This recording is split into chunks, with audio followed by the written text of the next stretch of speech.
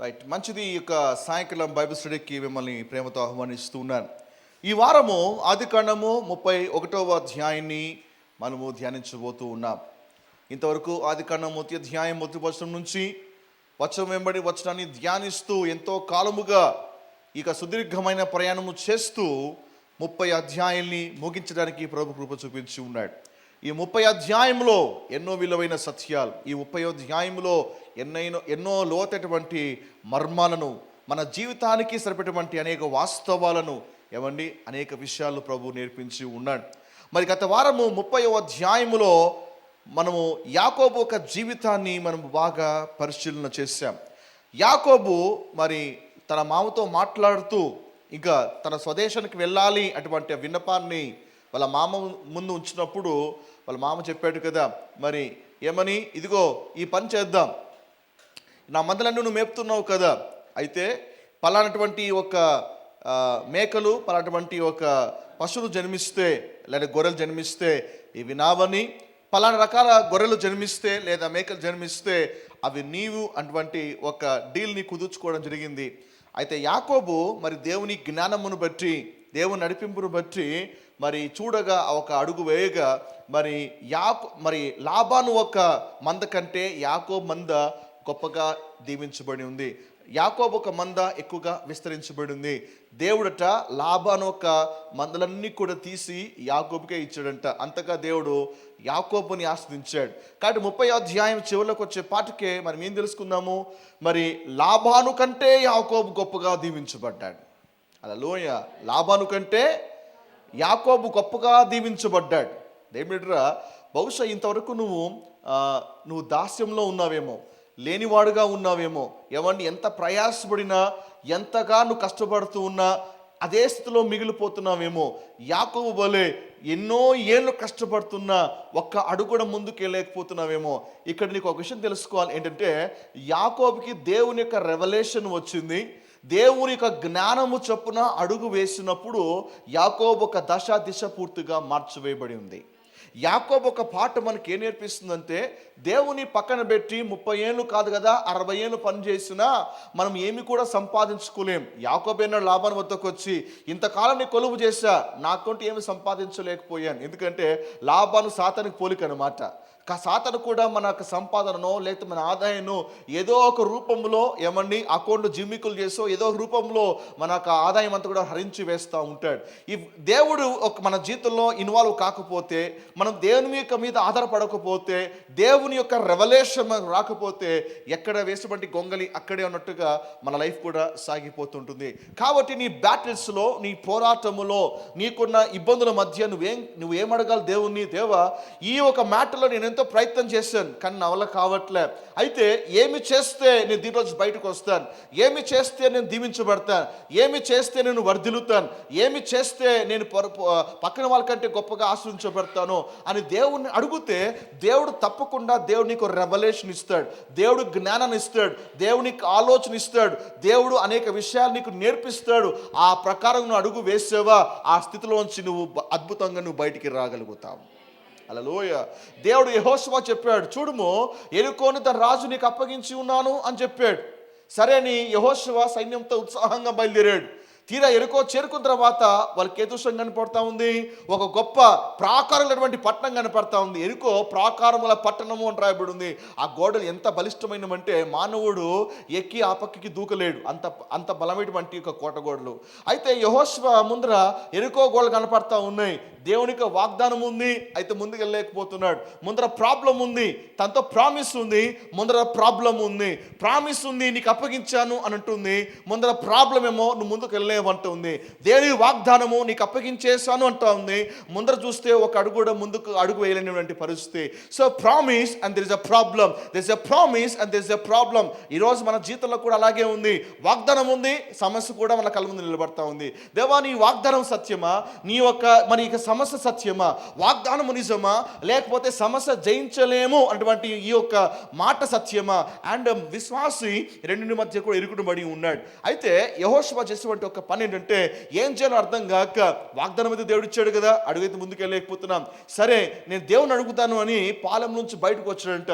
యెహోషువ 5వ అధ్యాయం చివరి భాగంలో చూస్తే యెహోషువ ఊరు బయటకు వచ్చాడు. ఊరు బయటకు వచ్చి ఒంటరిగా ఉన్నప్పుడు దేవుడు ప్రత్యక్షమయ్యాడు. దేవుడు ప్రత్యక్షమై అప్పుడు యెహోషువతో దేవుడు మాట్లాడుతున్నప్పుడు యెహోషువ అన్నాడు, అయ్యా నువ్వు ఇచ్చావు, నువ్వు వాగ్దానం ఇచ్చావు, నువ్వు ప్రమాణము చేస్తావు, కానీ ఇక్కడ ఎరికో గోడ ఉంది, ఏ విధంగా ముందుకెళ్ళాలో మాకు అర్థం కావట్లేదు అన్నప్పుడు దేవుడు స్పష్టంగా మాట్లాడుతున్నాడు. వాగ్దానం ఇచ్చిన వాడు ఏ విధంగా అడుగు వేయాలో సూచనలు కూడా ఆయన ఇస్తూ ఉన్నాడు. హల్లెలూయా.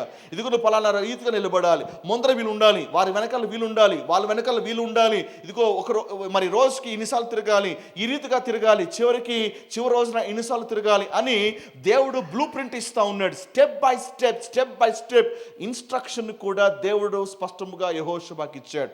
అంటే వాగ్దానం ఉంది, ఇప్పుడు ఏంటి, ఆ వాగ్దానం నెరవేర్చబడ్డానికి ఇన్స్ట్రక్షన్ కూడా ప్రభు నుంచి పొందుకున్నాడు.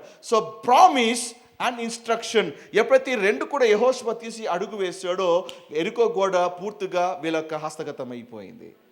హల్లెలూయా. You may have the promise but you don't have a blueprint. వాగ్దానం ఉండొచ్చు, కానీ ఆ వాగ్దానము దేవుని పద్ధతిలో అడుగు వేస్తేనే స్వతంత్రించుకోగలుగుతాం. అర్థమవుతుందా? దేవుడు అబ్రహాముకి కుమారుని వాగ్దానం చేశాడు. అయితే అబ్రహాంకి కుమారుడు ఎలా వచ్చాడు?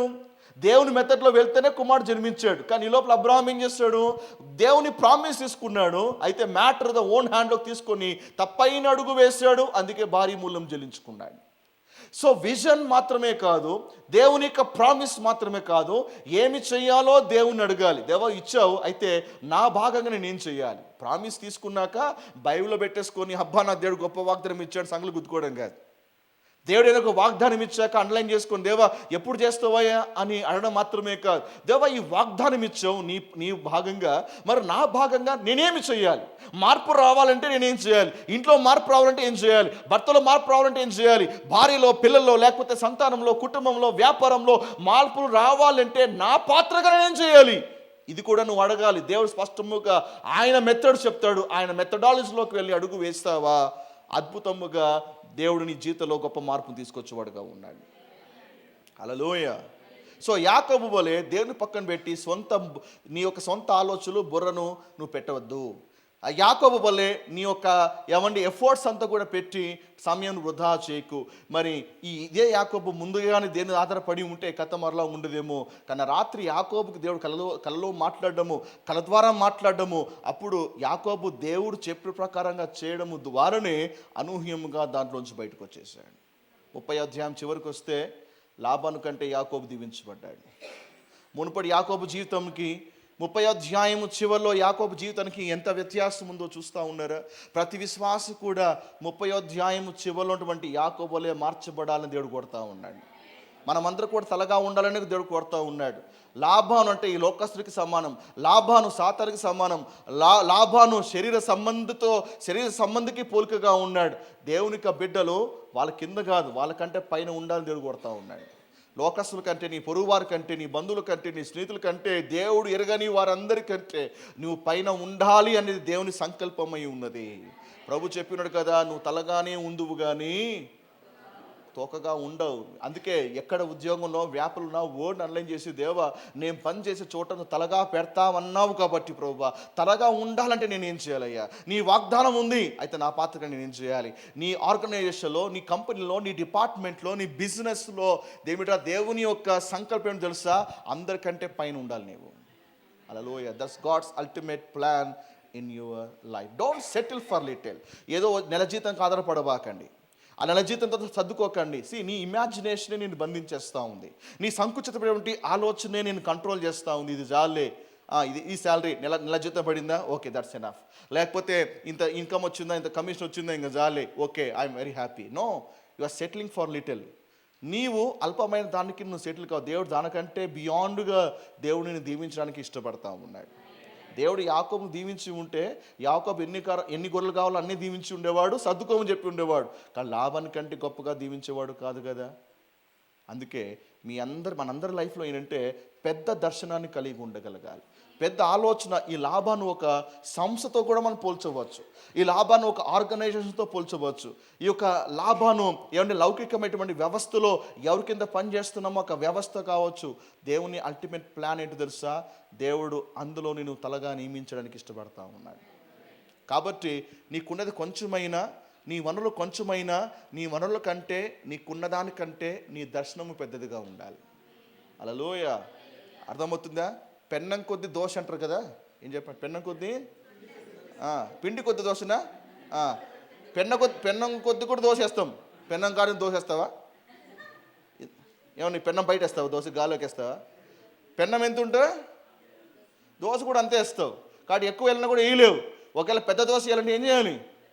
పెద్ద పెన్నం పెట్టాలి. అంటే దేవుడు ఇవ్వాలంటే ఏం చేయాలి? కొంచెం పెద్ద పెన్నం పెట్టుకోగలగాలి. So when there is a big vision, ఆటోమేటిక్గా దేవుడు దీవించేవాడుగా ఉండబోతున్నాడు. హల్లెలూయా. సో కాబట్టి డోంట్ సెటిల్ ఫర్ లిటిల్. పక్కన చెప్పండి, don't settle for little. Don't settle for. ఉన్నదాంతో సర్దుకోవడం మానే. దేవుడు దీనికంటే గొప్పగా దీవించబోతున్నాడు. ఎప్పుడు అమ్మయ్యానాలు తెలుసా? తలగా ఉండి నీ పైన ఎవరు లేరన్నప్పుడు మాత్రమే దెన్ యూ సెటిల్. అర్థమైందా? నీ పైన ఎవరు లేరు అన్నటువంటి రోజున then you settle, then you have reach to the top. దేవుని యొక్క ఆది సంకల్పము, దేవుని యొక్క అద్భుత సంకల్పము ఈ లైఫ్లో కూడా ఆ విధంగా తలగా నియమించబడాలి. ఆమెన్. హల్లెలూయా. రైట్. సో 30వ అధ్యాయం చివరిలో ఏమంటే టేబుల్స్ అన్ని తరమారైపోయినాయి, కథ తరమారైపోయింది. ఇప్పుడు లాభానికంటే యాకోబు గొప్పగా దీవించబడిన తర్వాత జరిగినటువంటి సంఘటన మనకి 31వ అధ్యాయంలో కనిపిస్తుంది. 31వ అధ్యాయము 1 నుంచి 2 వచనాలు. 30వ అధ్యాయము 1 నుంచి 2 వచనాలు.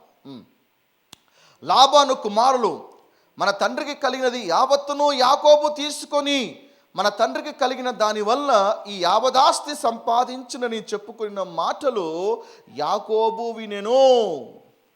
అంటే ఇప్పుడు సీన్లోకి ఎవరు వచ్చారు అంటే లాబాను కుమారులు వచ్చారు. వాళ్ళు మాట్లాడుకుంటా ఉన్నారు. ఏమని? యాకోబు ఎవడండి? ఏమీ లేనివాడుగా మన నాన్న వద్దకు వచ్చాడు. మా నాన్న దగ్గటువంటి కొంచెం మంద తీసుకొని ఈరోజు ఇంత సంపాదించుకున్నాడు. ఈరోజు ఆయన ఆస్తి ఎవరి వల్ల? మా వల్ల వచ్చింది. అలా దీవించబడ్డాడు ఎవరి వల్ల?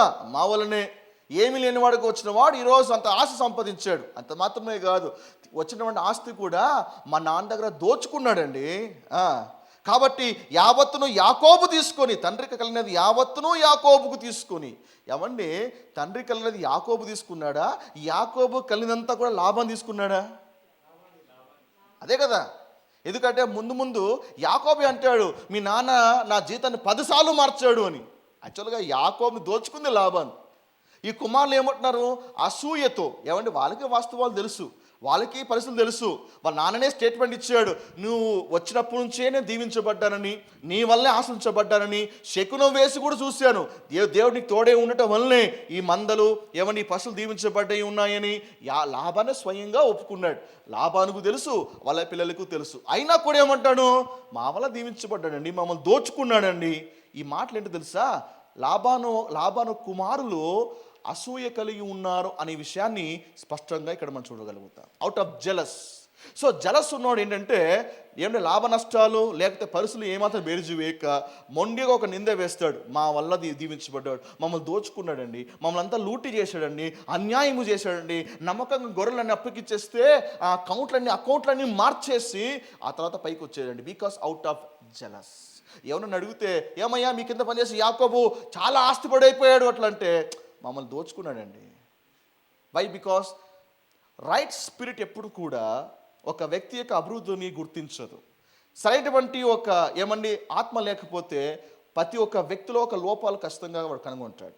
Wrong spirit will never appreciate a person's growth. A wrong spirit will never encourage a person's growth. So wrong spirit ఉంది కాబట్టి, ఆ జలస్ ఉంది కాబట్టి అసూయపడుతూ మాట్లాడుకుంటున్నాడు, యాకోబు ఎంత పని చేశారా అని. ఈ మాటలు ఎవరి చెవిలో పడ్డాయి? యాకోబు చెవిలో పడ్డాయి. నిజమే, ఒక వ్యక్తి అభివృద్ధి చెందుతూ ఉంటే దురాత్మకి అసూయనే, లోకస్తులకి అసూయనే, శరీర సంబంధాలకు కూడా అసూయే. గుర్తుపెట్టుకో, ఎదిగే కొద్దీ మనల్ని చూసి అసూయపడే వాళ్ళు 3 కేటగిరీస్ ఉంటారు. ఒకటి దురాత్మలకి అసూయనే, ఒకటి లోకస్తులకి అసూయనే, మూడవది శరీర సంబంధులు ఉంటారు. ప్రభు నమ్ముకున్న శరీర సంబంధులుగా ఉన్న చాలామంది ఉంటారు. ప్రభు బిడ్డలో కూడా శరీర సంబంధులు చాలామంది ఉంటారు. They feel jealous. కాబట్టి ఇలాంటి వాళ్ళు అడుగు అడుగున మనకు కనపడుతుంటారు. కొంచెం ఏదైనా కొనుక్కున్నా ఓర్చలేరు, మనకంటే కొంచెం దీవించమన్నా ఓర్చుకోలేరు, మనకంటే వాళ్ళకి శ్రేష్టమైనది కలిగి ఉన్నా ఓర్చుకోలేరు. వాళ్ళకి నిద్ర రాదు. ఏమండి, వాళ్ళకంటే తక్కువ ఉన్నామేమో అని నిద్రలేని రాత్రులు గడుపుతూ ఉంటారు, అసూయతో రగిలించబడతా ఉంటారు. సో లాస్ట్ వీక్ అసూయ ఎంత ప్రమాదమో మీకు నేర్పించి ఉన్నారు. Hallelujah. So we must get rid of that jealous in our lives. దేమిట్రా బైబిల్లో కూడా ఇప్పుడు ఏసేపు ఉన్నాడు. ఏసేపుని బట్టి కూడా తన సోదరులు అసూయ చెందారా? అసూయని బట్టే కదా ఆయన్ని గొయ్యిలోకి వేశారు కదా. ఇజ్రాయిల్ ప్రజలు కూడా ఐగుప్తుకి వెళ్ళారు. ఏమండి, ఒట్టి చేతులతో పోయారు. ఇజ్రాయిల్ ప్రజలు కొంచెముగా ఉన్నారు, కానీ ఐగుప్తు దేశంలో చాలా విస్తరించారు. ఎంతగా విస్తరించారంటే ఐగుప్తులకి ఒక ఇన్సెక్యూరిటీ భావం ఏర్పడింది. ఏమని, వీళ్ళు మనకంటే బహు సంఖ్యలో ఉన్నారు, వీళ్ళు మన మీద తిరగబడతారేమో అని అసూయ చేత అందరూ బాగున్నటువంటి వాళ్ళు ఇజ్రాయెల్ ప్రజలు కంట్రోల్ చేద్దామని వాళ్ళందరినీ కూడా స్లేవ్స్గా మార్చేసి కఠినమైనటువంటి పనులు చేయిస్తూ వెట్టి చాకరీ చేయించారు. వై? Because of jealous. దావీదు కూడా ఏమండి, ఎవరు చంపేటువంటి గోలియాతుని దావీదు 10 ఏళ్ల కుర్రాడు అడుగు వేసాడు. ఒక రాయితో ఏమండి గోపెట్ట కొట్టినట్టు కొట్టి పాడేశాడు గోలియాతుని. దెబ్బ గిరిగిరికి కింద పడ్డాడు. ఏమండి, ఇక అందరూ కూడా గట్టిగా చప్పట్లు కొడతా ఉన్నారు. వెంటనే ఒక పాట పాడుతున్న జనాలు. ఏమని? సౌలుకి 1000 కొలది స్తుతులు అని, దావీదుకి 10,000 కొలది స్తుతులు అని. ఆ పాట దావీదు కొంప ముంచింది. ఆ పాట పాడి ఉండకోకుంటే దావీదు కథ మరలా ఉంటుండేమో. అందరికీ సౌలు కూడా సౌలుగానే ఉన్నాడు. ఏమండి, సౌలు కూడా సౌలు వలే ఉన్నాడు. ఆ తర్వాత విలన్గా మారిపోయాడు. ఎందుకు? ప్రజలందరూ ఏమన్నారు? రాజుకేమో 1000, దావీదుకేమో 10,000. అంటే దావీదు ఉండగా నాకు ఎవరు కూడా 10,000 స్తుతులు చెప్పరు. దావీదు ఉండగా అందరూ కూడా దావీదు వెంట పడతారు, నా ఫేమ్ తగ్గిపోతుంది, నా గౌరవం తగ్గిపోతుంది అని. అప్పటి వరకు మామూలుగా ఉన్నటువంటి దైవభక్తిగా ఉన్నటువంటి సౌలు ఆ తర్వాత విలన్గా మార్చబడి దావీదును వెంటాడి చంపడానికి ప్రయత్నించడం గల ముఖ్య కారణం ఏంటి తెలుసా? Of jealous. మనకంటే పక్కన కూడా దీవించబడుతున్నప్పుడు జెలస్ కాదు. ఏమండి, వాడిని బ్లెస్ చేయగలగాలి. అరే, నువ్వు ఇంకా బాగా పాడతావురా, ఇంకా మంచిగా వాక్యం చెప్తావు, నాకంటే గొప్ప ఇల్లు కట్టుకుంటావు, నాకంటే మంచి ఉద్యోగం వస్తుంది, నాకంటే గొప్పగా దేవుడు నేను దీవిస్తాడు, అరే నువ్వు నాకంటే బాగుండాలిరా, ఇది మనం కోరుకోగలగాలి. పక్కనోడి కంటే మనం కాదు, మనకంటే పక్కనోడు బాగుండాలి అని కోరుకునేవాడే నిజమైనటువంటి ఆత్మీయుడు. దేని బిడ్డరా. హల్లెలూయా. ఒకరు ఎవరైనా చూసి భలే ఉందక్క ఈ వస్తువు అంటే, దేవుడు దీనికంటే గొప్పగా నేను దీవిస్తాడు అని చెప్పండి. థ్యాంక్స్ అని మాత్రమే కాదు, దీనికంటే గొప్పగా నేను దీవిస్తాడు. ఒక మంచి ఇల్లు కట్టుకున్నావు, అందరూ వచ్చి ఎంత మంచి ఇల్లు కట్టుకున్నావు అంటే దేనికి స్తోత్రం అని మాత్రం ఆగిపోకండి. దేవుడు ఇంతకంటే 2 ఇల్లు నీకు ఇస్తాడు. స్పీక్ ఎ బ్లెస్సింగ్, ఆశీర్వాదాన్ని వాళ్ళ జీవితంలో పలకండి. ఎప్పుడైతే అలా పలుకుతామో మన ఆత్మీయత అనేది మనము వ్యక్తపరుస్తూ ఉన్నాం. హల్లెలూయా. No jealous. ఆమేన్. 2వ వచనం చూడండి. 2వ వచనం. మరి అతడు లాబాను ముఖము చూచినప్పుడు అది నిన్న మొన్న ఉండినట్లు అతని ఎడల ఉండలేదు. 2వ వచనంలో లాబాను ముఖం మారిపోయింది. లాబాను ముఖం అంతా వికారం అయిపోయింది. ఎందుకు? 30వ అధ్యాయంలో టేబుల్స్ అని తారుమారైపోయినాయి. ఇప్పుడు మన కింద ఉన్నవాడు మనకంటే పైకి పోతే చూస్తే ఎలా ఊరుకుండగలుగుతాం? మన కళ్ళ ముందే మన కింద ఉన్నవాడు ఏమని మనము వస్తూ ఉంటే కూర్చోండి సార్ అని చేరేసినవాడు ఇప్పుడు వాడే చేలో కూర్చొని మన కాడికి వెళ్ళాలి. కార్లో వస్తూ అంటే ఒకడు వచ్చి డోర్ తీసాడు దిగండి సార్ అని. ఇప్పుడు కార్లో వెళ్తున్నప్పుడు ఎవరితో డోర్ తీర్చుకున్నామో ఇప్పుడు ఆడే డోర్ తీయాల్సిన పరిస్థితి ఏర్పడితే ఇప్పుడు ఈగో హట్ అయింది. ఎవరికి? లాభానికి. మనసులో పెట్టుకున్నాడు. ఇంకా మింగలేక కక్కలేక ఇబ్బంది పడతా ఉంటే కొడుకులు వచ్చి ఈ మాట అన్నారు, డాడీ నీ వల్ల డాడీ వాడు దీవించబడ్డాడు, నీ వల్ల ఆయన ఆస్వాదించబడ్డాడు, నువ్వు వేసినటువంటి ఒక రొట్టె ముక్కనేది అని ఇలాగ మాట్లాడే పార్టీకే ఆ కుమార్లో ఉన్నటువంటి అసూయ కాస్త ఇప్పుడు ఎవరు కంటింది? లాభాన్ని కంటింది. అసూయ అనేది మనల్నే కాదు పక్కన కూడా పాడు చేస్తుంది. అసూయత రగిలించబడతా ఉంటే అది ఆటోమేటిక్గా పక్కన వాళ్ళు కూడా అంటుతుంది. అర్థమైంది? అందుకే even jealous is a contagious disease. అది కంటాజియస్ ఏమండి, అంటు వ్యాధి లాంటిది. ఒకవేళ ఏమండి వాళ్ళంతా బాయిలు కట్టుకున్నారు కాబట్టి మనకంటే తక్కువ ఉండకూడదు, వాళ్ళకంటే ఇదిగా ఉండాలి, అది ఇది అన్నప్పుడు ఏం చేయాలి? హెల్తీగా తీసుకోవాలి, హెల్తీ కాంపిటీషన్గా తీసుకోగలగాలి. దేవుని ఆశీర్వాదం వల్ల తప్పకుండా దీవించబడతాము. అది స్పోర్టివ్గా తీసుకోవాలి, కానీ జలస్గా తీసుకుంటే చాలా ప్రమాదకరమైంది. హల్లెలూయా. డాడీ నాకంటే అప్పుడప్పుడు మా కెమెన్ వస్తాడు, డాడీ నీకు తెలుసా నేను మా ఫ్రెండ్స్ కంటే ఎక్కువ మార్కులు వచ్చినాయి అంటే ఫస్ట్ నేను కంగ్రాట్ చెప్తాను, గుడ్ మంచి మార్క్స్ వచ్చినాయి. అలాగే నీ ఫ్రెండ్స్ కూడా నీకంటే ఎక్కువ మార్కులు రావాలని ప్రార్థన చేయి. ఏమవుతుంది? వాళ్ళలో అటువంటి ప్రైడ్, అంటే ప్రైడ్ సంగతి అని తెలియదు, లేకపోతే అది నిజంగా ఆ భావన ఉన్న సంగతి తెలియదు, కానీ బట్ తొలి దినాల్లోనే దాన్ని ఆ క్యారెక్టర్ని మనం మోల్డ్ చేస్తే పెద్దగా అయిన తర్వాత వాడు ఒక అద్భుతమైన వ్యక్తిత్వాన్ని కలిగి ఉంటాడు. హల్లెలూయా. జలస్ట్ ఎవ్వరికి లేదు, మనకు మాత్రమే కారు ఉంది నక్కుమడ, అది చాలా తప్పది. మన వల్లే అనేకులు కూడా దీవించబడాలి. ఇది ప్రార్థన చేయి. సో మన పిల్లలకి ఈ నేచర్ని చిన్నప్పుడే మనం డెవలప్ చేయకపోతే పెద్దగా అయిన తర్వాత వాళ్ళందరితో కంపేర్ చేసుకుంటూ వాళ్ళు అలా ఉండడము, వీళ్ళు అలా ఉండలేకపోవడము, ఈ రెండు చూసి ఆటోమేటిక్గా జలస్తో రగిలించబడతారు. ఆ జలస్తో రగిలించబడినప్పుడు ఏమవుతుందో తెలుసా? న్యాయంగా సంపాదించలేనిది అన్యాయముగా అడ్డదాల్లో వెళ్ళైనా సంపాదించాలి అని వారు సాహసిస్తారు. ఏ విధము చేతనైనా పొందుకోవడానికి ఎన్ని అడ్డదాలైనా తొక్కడానికి వాళ్ళు సాహసిస్తారు. అందుకే ఈ జలస్ని మనం చాలా ప్రారంభంలోనే దాన్ని తుంచివేయకపోతే చాలా ప్రమాదకరమే. ఒక వ్యక్తి అది పొందుకోవడానికి ఏమని అసూయత రలించబడేవాడు దాన్ని పొందుకోవడానికి ఎంతటికైనా తెగిస్తారు. మీకు తెలుసా బైబిల్లో పెద్ద పెద్ద పాపాలు ఏంటివి అని చెప్తే హత్యలు, దొంగతనాలు, 10 ఆజ్ఞలు చూసాం కదా, తల్లిదండ్రులని దూషించడము పాపమే అని. కానీ బైబిల్లో అతి గొప్ప పాపాలలో అసూయ కూడా ఒక పెద్ద పాపము అన్న సంగతి మీకు తెలుసా? చాలామంది అనుకుంటారు అసూయ చిన్నదే అండి, హత్య అమ్మో పెద్ద హత్య. అసూయ చాలా చిన్నది, దేవదూషణ అమ్మో చాలా పెద్దది. మీకు ఈ అసూయ అనేది మనం ఏమైతే చిన్నది అనుకుంటున్నాం అది చిన్నది కాదు, పెద్దగా వినాలి. దిస్ జెలస్, ఈ అసూయ అనేది ఏమాత్రము చిన్నది కాదు, పెద్ద పాపాలకి ఏమాత్రము ఇది తీసిపోదు. ఎలా చెప్పగలుగుతాను అంటున్నారా? బైబిల్స్ ఉన్నట్లయితే ఇంటికి చదవండి. మత్తయి సువార్త 27వ అధ్యాయం 18వ వచనంలో యేసు ఎందుకు సిలువ వేయబడ్డాడో అక్కడ రాయబడి ఉంది, నేను చదువుతున్నాను. వారు అసూయ చేత ఆయనను అప్పగించిరని అతడు ఎరిగి ఉండెను. యేసు ఎందుకు అప్పగించబడ్డాడు? అసూయ అండి. యేసయ్య సిలువకు ఎందుకు అప్పగించబడ్డాడు? అసూయ.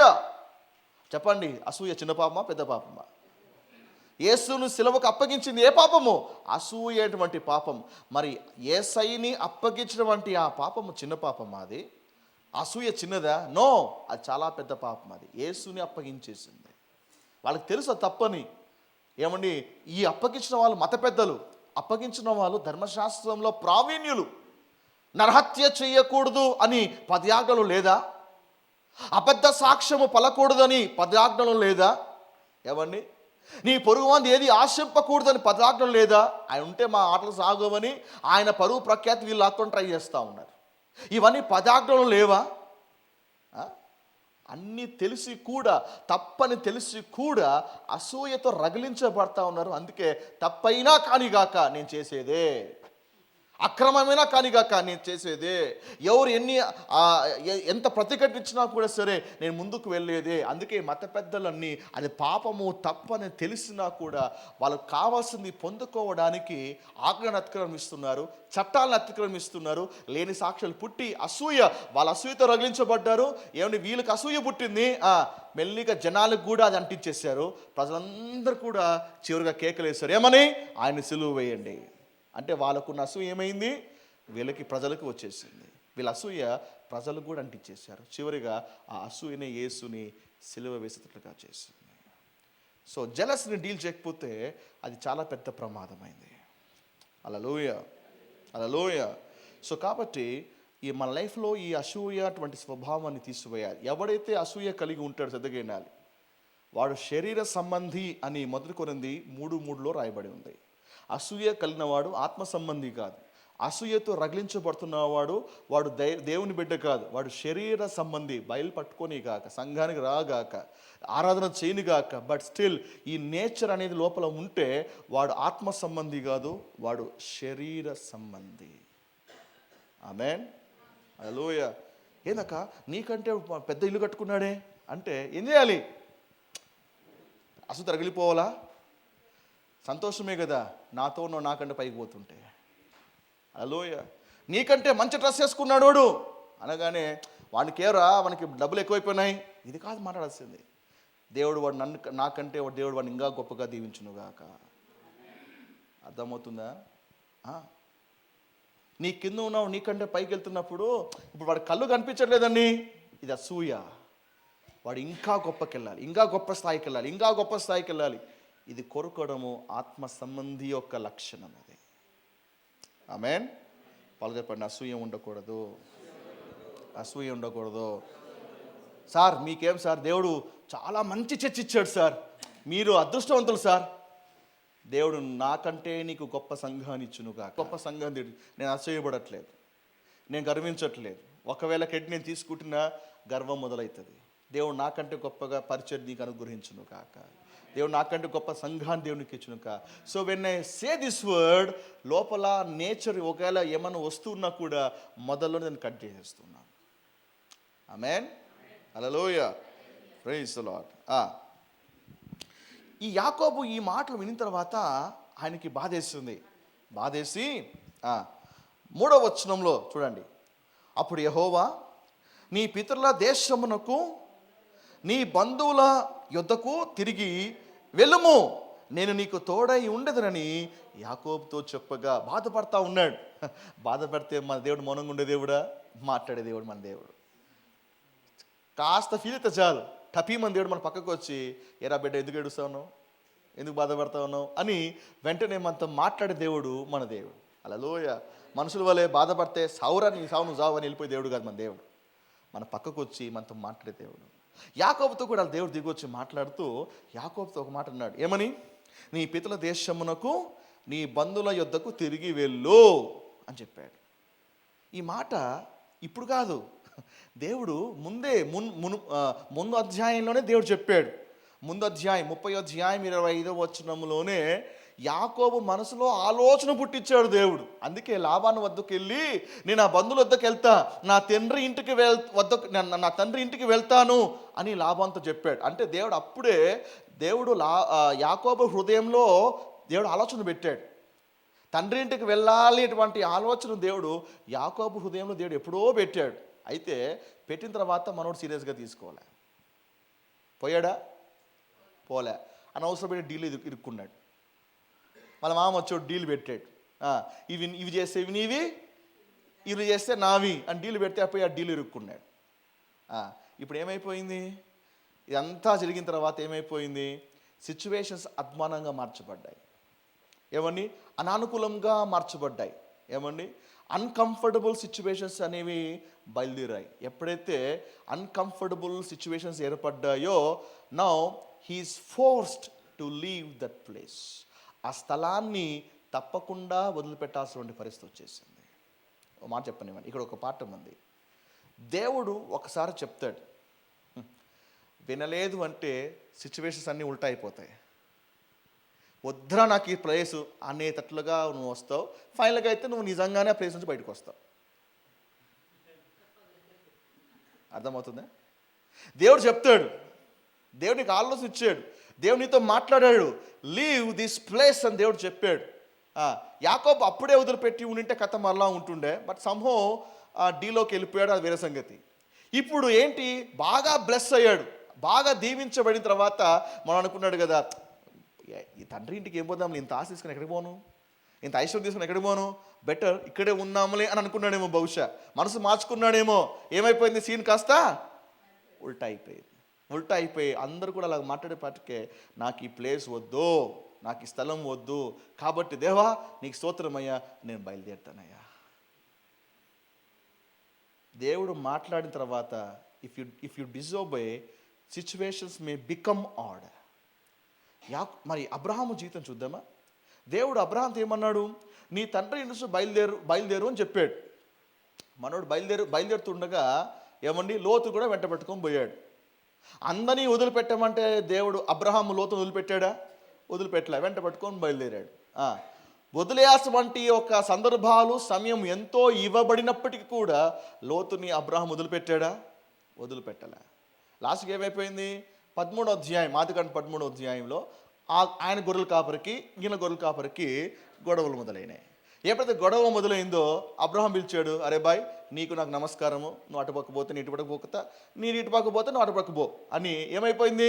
గొడవ వచ్చిన తర్వాత విడిపోయారు. ఏమంటే నువ్వు సరైన దానిలో నడవడానికి గొడవలు రావాలా? గొడవలు తెచ్చుకోవాలా? ఏమండి, అంత సిచ్యువేషన్ అంత ఆడుగా మారేంతవరకు ఎందుకు వెయిట్ చేయాలి? అబ్రహాము ముందే చేసి ఉంటే బాగుంటుండే. కానీ చెప్పినప్పుడు కూడా అబ్రహాం ఇదైతే చూపకపోవడం వల్ల కొన్ని ఆడ్ సిచ్యువేషన్ దేవుడు అనుమతించాడు. ఫైనల్గా ఏంటి? లోతు అబ్రహాము విడిపోయాడు. సో ఆడ్ సిచ్యువేషన్స్ వచ్చినప్పుడు దేవుడు నీతో చెప్పినది ఒకసారి జ్ఞాపకం చేసుకోగలగాలి. అపోస్తలకార్యం 1వ అధ్యాయంలో యేసు ముందే చెప్పాడు, మీ తొందరపడి సువార్తకి వెళ్ళకండి, యెరూషలేములో వేచి ఉండండి, పైనుండి ఆత్మ దిగి వస్తాడు, పొందుకున్నాకనే మీరు వెళ్ళండి అని చెప్పాడు. 1:7 వాళ్ళందరూ కూడా కూడుకున్నారు. కూడుకున్న తర్వాత ఏం చేయాలి? పరిశుద్ధాత్మ పొందుకున్నాక ఎక్కడికి పోలే, ఆడే కూర్చున్నారు. ప్రభు ఏం అన్నాడు? అరే పొందుకున్నాక భూదిగంధులకు సువార్త పఠించండి అన్నాడు. వీళ్ళు పోలే, ఆడే కూర్చున్నారు. 1:7 ఆడే ఉన్నారు, 7:1 వరకు ఆడే కూర్చున్నారు. 7:1 ఏమైంది? గొప్ప హింస కలగగానే అందరూ కూడా దావపట్టుకొని తలా ఉద్దేశం పరిగెత్తి వెళ్ళిపోయారు. నువ్వు 1:7 కొంతవరకే, ఆడే కూర్చుంటే 7:1 వస్తుంది. అర్థమైందా? 1:7 ఒక అనుభవం కొరకే, అది పొందుకున్నాక నువ్వు అడుగు వేయకపోతే 7:1 గొప్ప హింస కలుగుతుంది. అప్పుడు మెల్లిగా అలాగే సర్దుకొని పోయిస్తారా బాయ్, అరే పోతారా బాయ్రా, టాటా సీ యూ బాయ్ అని ఇంకా you'll be forced to leave. Hallelujah. Yakobu జీవితంలో అది ఒక స్థలానికి సంబంధించినది. ఆత్మీయంగా తీసుకుంటే బహుశా దేవుడు ఎన్నోసార్లు వార్నింగ్ ఇస్తూ ఉన్నాడు, ఆ సహవాసం వదిలిపెట్టు అని. కానీ మనమే జంగుతూ ఉన్నాం, మనమే సర్దుకుంటున్నాం. We are not leaving that relationship, we are not leaving that kind of this thing. So ఏమవుతుంది? దేవుడు చూస్తాడు, ఆటోమేటిక్గా దేవుడు ఫ్రిక్షన్ పంపిస్తాడు. And that friction will force you to make some decisions. ఈ లోపల ఎంత బ్యాడ్ అయిపోతుంది పరిస్థితి కదా. ఆత్మ కలిగిన వాడు సూక్ష్మంగా అర్థం చేసుకోగలగాలి. దేవుడు చెప్పినది ఏమండి వెంటనే గ్రహించి ఆ రీతికి అడుగు వేయగలగాలి. హల్లెలూయా. అండ్ ఆ తర్వాత నువ్వు బయటకు వచ్చిన తర్వాత అప్పటికి ఎన్నో డ్యామేజ్లు జరిగింటాయి, అప్పటికే ఎన్నో నష్టాలు జరిగింటాయి. ఇవన్నీ కూడా అవసరమా? వెంటనే దేవుడు చెప్పిన మాట వెంటనే లోబడి అడుగు ముందుకు వేస్తే ఎంత అద్భుతమైంది అది. ఎన్నో నష్టాలని మనం నివారిస్తాం, ఎన్నో రాబోయేటువంటి కష్టాలను, నష్టాలను, బాధలు, కన్నీళ్ళు ఇవన్నీ కూడా మనం అవాయిడ్ చేస్తాం కదా. తీరా అన్నీ వచ్చిన తర్వాత దేవా క్షమించయ్యా, ఆ రోజు నీ మాట వినలేకపోయాయా. Delay brings the punishment. Hallelujah. ఆలస్యము మూల్యము చెల్లిస్తుంది. ఆలస్యానికి నువ్వు మూల్యం చెల్లించుకోగలగాలి. అందుకే దేవుడు చెప్పిన వెంటనే విధేయత. చెప్పండి, చెప్పిన వెంటనే విధేయత. దేవుడు సూక్ష్మంగా చెప్తుంటాడు. అది ఒక ప్రార్థన గురించి కావచ్చు, ఒక వ్యక్తి గురించి కావచ్చు, ఒక పాపం గురించి కావచ్చు, ఒక అనుభవాన్ని గురించి కావచ్చు. ఎన్నోసార్లు దేవుడు హెచ్చరిస్తూ ఉండొచ్చు, అయినా పెడజవ్వు పెట్టావా. మా తెలుగులో సామెత ఉంది కదా, మనిషికి ఒక మాట అంతే. సో మాట వినని వాడికి ఏం చేయాలి? బెత్తం తీసుకోవాలి అంతే. దేవుడు చేసే పని కూడా అలాంటిదే. కాబట్టి చెప్పి ఇంకా దేవుడు చూస్తాడు, వీడు మాట వినే టైపు కాదు, వీనికి తెలిసిన భాష ఇంకొకటి ఉంది. ఏం భాష? గోడ గుద్దుకున్నాక దేవా నాయనా నా ప్రభువా నీ పాదాలే శరణమయ్యా. అరే నీకు ఈ భాష బ్రహ్మాండంగా తెలుసురా, నువ్వు ఇదే కంటిన్యూ అయిపో. హల్లెలూయా. దేవుడు ముందే చెప్తాడు, అరే ఆడ గోడుంది జాత అట్లా అంటే ఏం పర్లేదు ప్రభా, చేయబెట్టండి ప్రభా, నాకేం కనపల్లే. అరే గోడ ఉంది జాగ్రత్త, ఇంకా 10 అడుగులు వేస్తాం, చేయబెట్టాం, ఏమీ కనపల్లే. ప్రభా ఏం లేదు ప్రభా, గోడ ఎక్కడో ఉందిలే, అప్పుడు చూసుకుందాంలే. ఓ రోజు దబేలను గోడ గుద్దుకుంటా, రక్తం కారుతా ఉంటుంది. నా దేవా నా చేంది విడిచిపెడితివయ్యా, ఆకాశమందు నువ్వు తప్ప నాకు ఎవరున్నారయ్యా. ప్రభు అన్నాడు, నీకు ఈ భాషే కరెక్ట్రా. హల్లెలూయా. అవసరం అది. దేవుడు అంతాన్ని ఆరంభంలోనే చూసి చెప్పేవాడు నా దేవుడు. నీ భావన ఏంటి? ఏమి లేదే, ఏం కనిపించలేదే, పాపం చేశా, ఏ కాన్సిక్వెన్స్ రాలేదే, తప్పు జరిగింది, ఎలాంటి ఒక నష్టం రాలేదే, అంత సమయం జరుగుతూ ఉందే. ప్రభు అంటాడు, అరే అంతా నేను ఆరంభం చూస్తూ ఉన్నా, నువ్వు ఆరంభంలోనే నువ్వు అంతాను చూడలేకపోతున్నావు. నీకు నాకు అది తేడా. రాబోయేటువంటి ఉపద్రవం నీకు తెలీదు, నాకు తెలుసు. అందుకే రాకముందే హెచ్చరిస్తాడు. వింటే తెలివైన వాడు జ్ఞాన్ని తప్పించబడతాడు, మూర్ఖుడు అందులో ఆ గొయ్యిలో పడతాడు. హల్లెలూయా. వాళ్ళు చెప్పండి, దేవా నీ మాటకు సూక్ష్మముగా ఉండుటకు సహాయం చేయండి, నీ మాటకు విధేయత చూపడానికి సహాయం చేయండి. ఆమేన్. హల్లెలూయా. 3 నీ వీపుకు ఏమొస్తాయని చెప్పండి, ఇది చెప్పండి. 3 నీ వీపుకి ఏమొస్తాయంట? సామెతలు రాబడి ఉంది. 3 నీ వీపుకి ఏమంట? ఎందుకయ్యా బెత్తంతో దెబ్బలు తింటారు మీరు? మనమంతా కూడా వీపు దెబ్బలు అవసరమా కదా? 3 అయితే వీపు దెబ్బలు. జ్ఞాని అయితే పక్కన దెబ్బ పడగలి అల్లటాడైపోతాడు. హల్లెలూయా అంటాడు. టీచర్ క్లాస్లోకి అడుగుపెట్టి, ఎరా ఏంటి కథ అని ఒకటి తగిలిస్తే, అల్లరి చేస్తున్నావు ఏంటి అని లాస్ట్లో అక్కడో తగిలిస్తే ఈ రోజు సెట్ అయిపోతాడు. మెల్లిగా బ్యాగ్ చదువుకుంటాడు, మెల్లిగా టై చదువుకుంటాడు, బెల్ట్ చదువుకుంటాడు, బుక్ చదువుకుంటాడు, డీసెంట్. అక్కడ దెబ్బ పడగానే ఇటు సెట్ అయిపోయా. కొడితే వాడిని కొట్టాడు కదండి, నా వరకు వచ్చినప్పుడు చూసుకుందాములే అంటివా, నీ కాడికి వచ్చే లోపల నీకు విమానం మోగిపోతుంది. ఓల్డ్ టెస్ట్మెంట్లో రాయబడిన సంఘటనలన్నీ కూడా ఏంటంట, మొదలుకొంది 10వ అధ్యాయంలో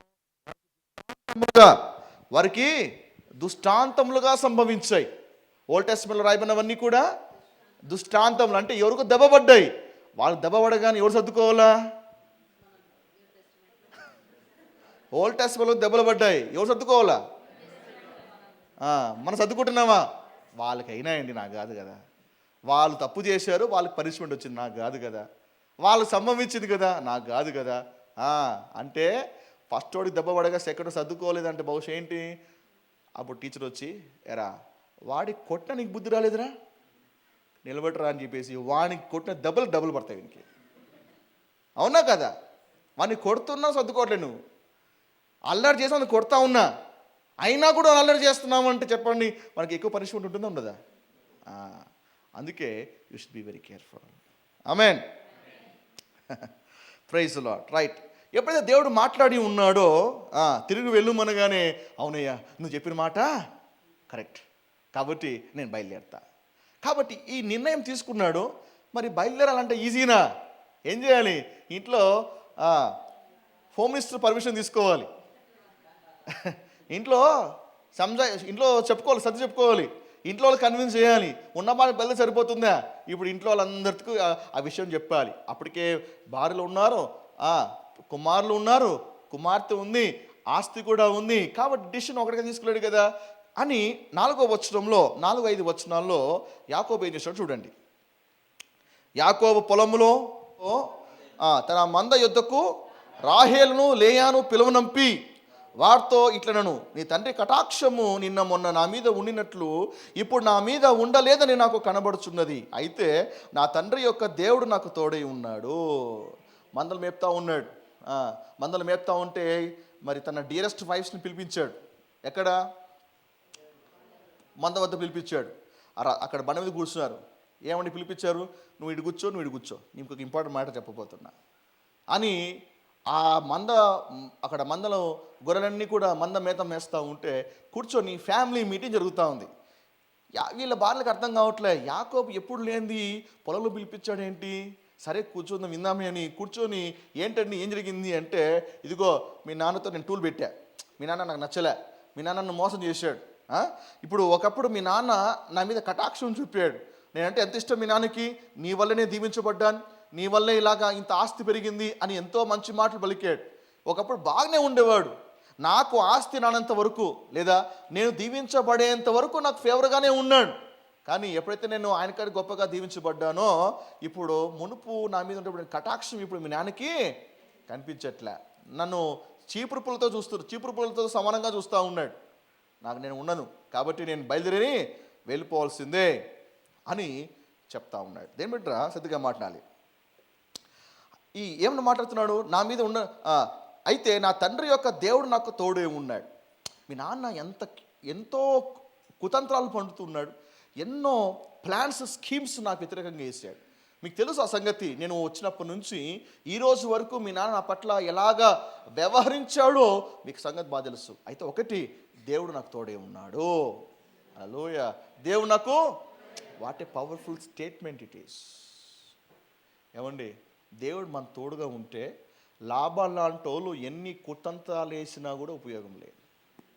దేవుడు మనతో ఉంటే, దేవుడు మన పక్షముగా ఉంటే ఏమండి లాభాలు లాంటి వాళ్ళు, సౌలు లాంటి వాళ్ళు, ఏమండి ఇలాంటి శత్రువులు, ఇలాంటి ఒక కుతంత్రాలు, మరి పన్నాగాలు, కుయుక్తులు ఎన్ని వేసినా కూడా ఉపయోగము లేదు.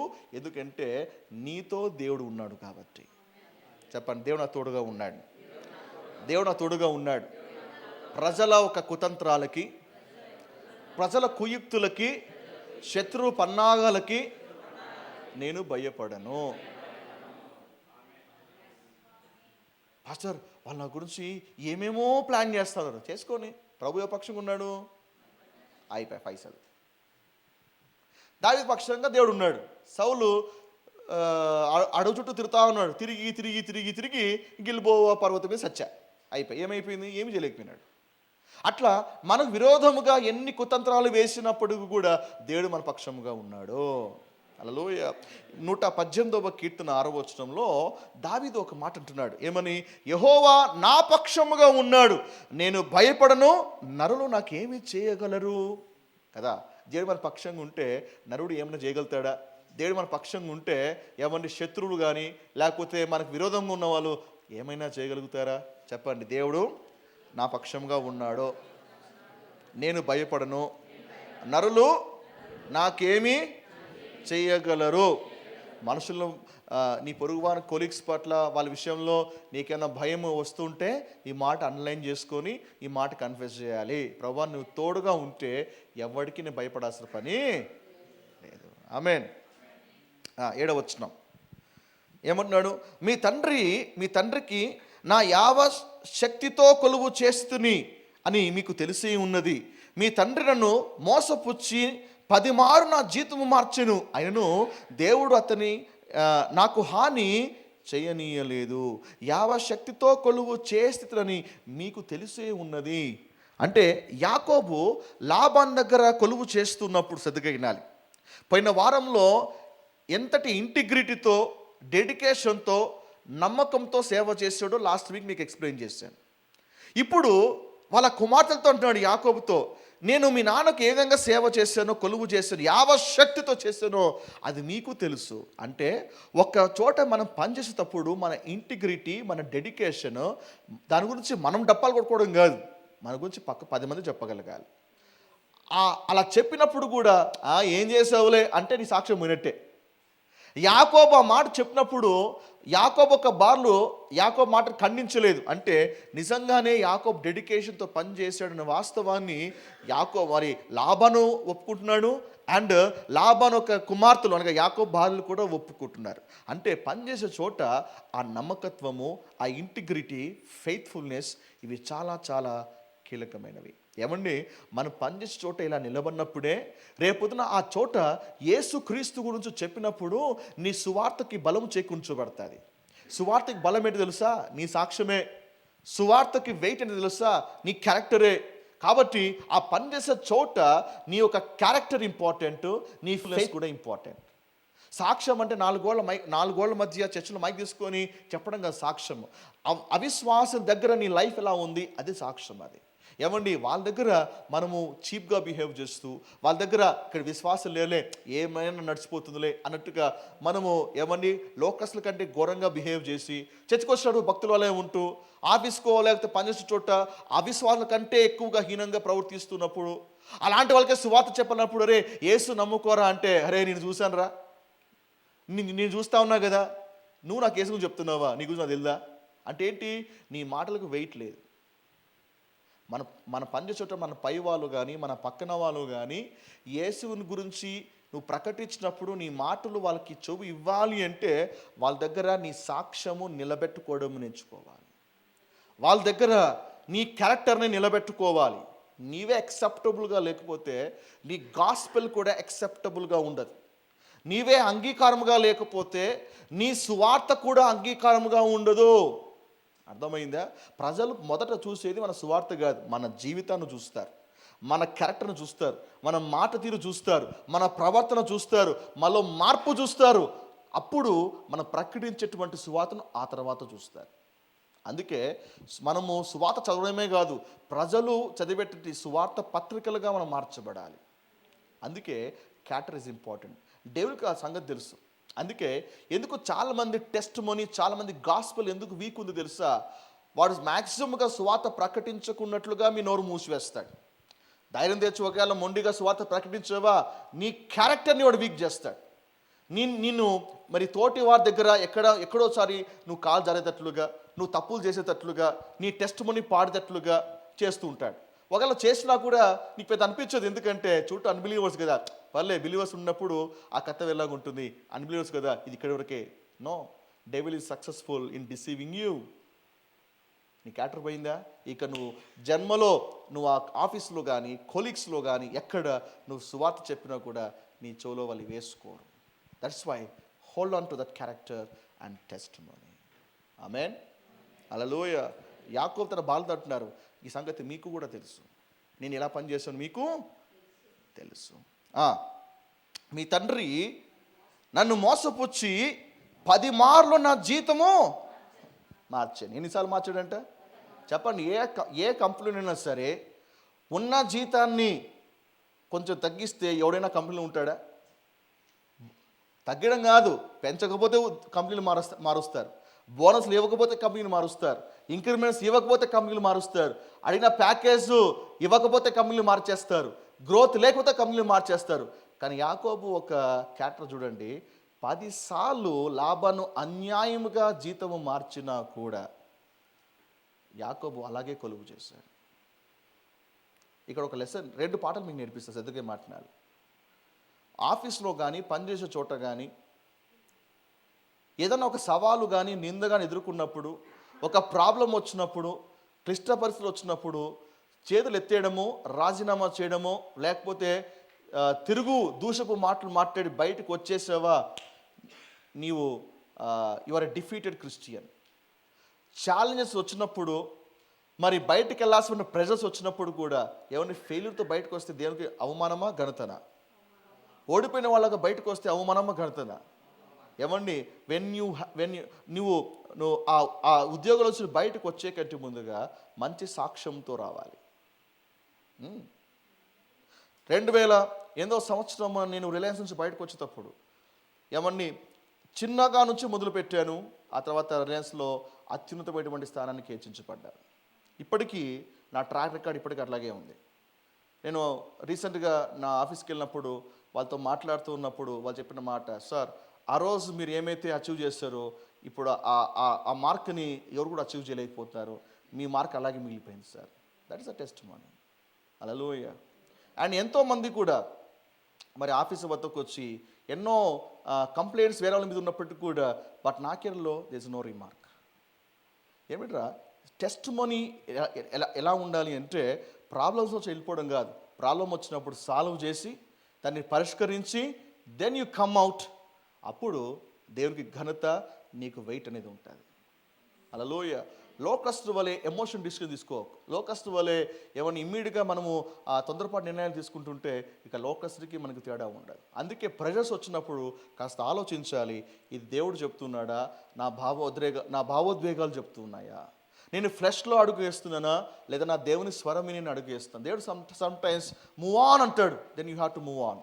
సమ్ టైమ్స్ దేవుడు ఏమంటాడంటే నో యు స్టే, నువ్వు వెయిట్ చేయి, నువ్వు నిలబడు అంటాడు. మనం నిలబడాలి. ఆ విధేయతలోనే మన ఆశీర్వాదం ఉన్నది. హల్లెలూయా.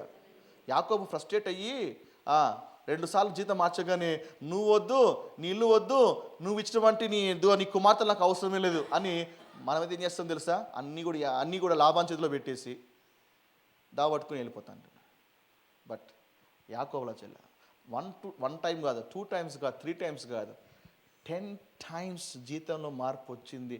జీతము లాభాన్ని అన్యాయంగా మారుస్తూ ఉన్నా తట్టుకోగలిగాడు. అంటే దేవుడు ఎంత మేరకు యాకోబు జీవితంలో పనిచేసి ఉంటాడో ఆలోచించండి. అంతవరకు అంత జరిగినా కూడా యాకోబు ఇంకా అలాగే నిలబడ్డాడు. అంటే ఏమండి, అంటే ఇంకా రాహేల్ కోసం వెయిట్ చేస్తూ ఉన్నాడా? కొలువు చేసిందే రాహేల్ కొరకు, మళ్ళీ అట్లా రాహేల్ వచ్చేసింది కదా, అయినా కూడా 10 సార్లు జీతం మార్చేశాడు, స్టిల్ పనిచేశాడు. అంటే క్యారెక్టర్ ఎంతగా దేవుడు మౌల్డ్ చేస్తున్నాడు ఒకసారి ఆలోచించండి. ఇంకొక విషయం గమనించాలి. మరి బాలుతో అంటున్నాడు కదా 10 సార్లు జీతము మార్చాడు. చెప్పండి, లాభాను 10 సార్లు జీతం మార్చిన లాభాను యాకోబు అభివృద్ధిని అడ్డుకోగలిగాడా? లాభాను 10 సార్లు జీతం మార్చిన యాకోబు ఒక ఫలాన్ని అభివృద్ధిని అడ్డుకోగలిగాడా? అంటే ఇక్కడ ఒక పాట నేర్చుకోగలగాలి. దేవుడు మనల్ని దీవిస్తే కుతంత్రాలు కుట్రలు ఏవి పని చేయలేవు. దేవుడు మనల్ని బ్లెస్ చేస్తే లాభానికి అతీతముగా, లాభానికి మించి దేవుడు ఆశీర్వదిస్తాడు. హల్లెలూయ. అంటే దేవుడు మనం దీవిస్తే మనము మోసపోయినా మోసగించే వాళ్ళ కంటే గొప్పగా దీవించబడతాం. మనము దేవుడు మనతో ఉంటే, దేవుడు మనం ఆశీర్వదిస్తే మనల్ని దగా చేసిన వాళ్ళకంటే, ఆ దగా కోర్ల కంటే మనం పై ఒక అనుభవాన్ని కలిగి ఉంటాం. Will have the upper hand.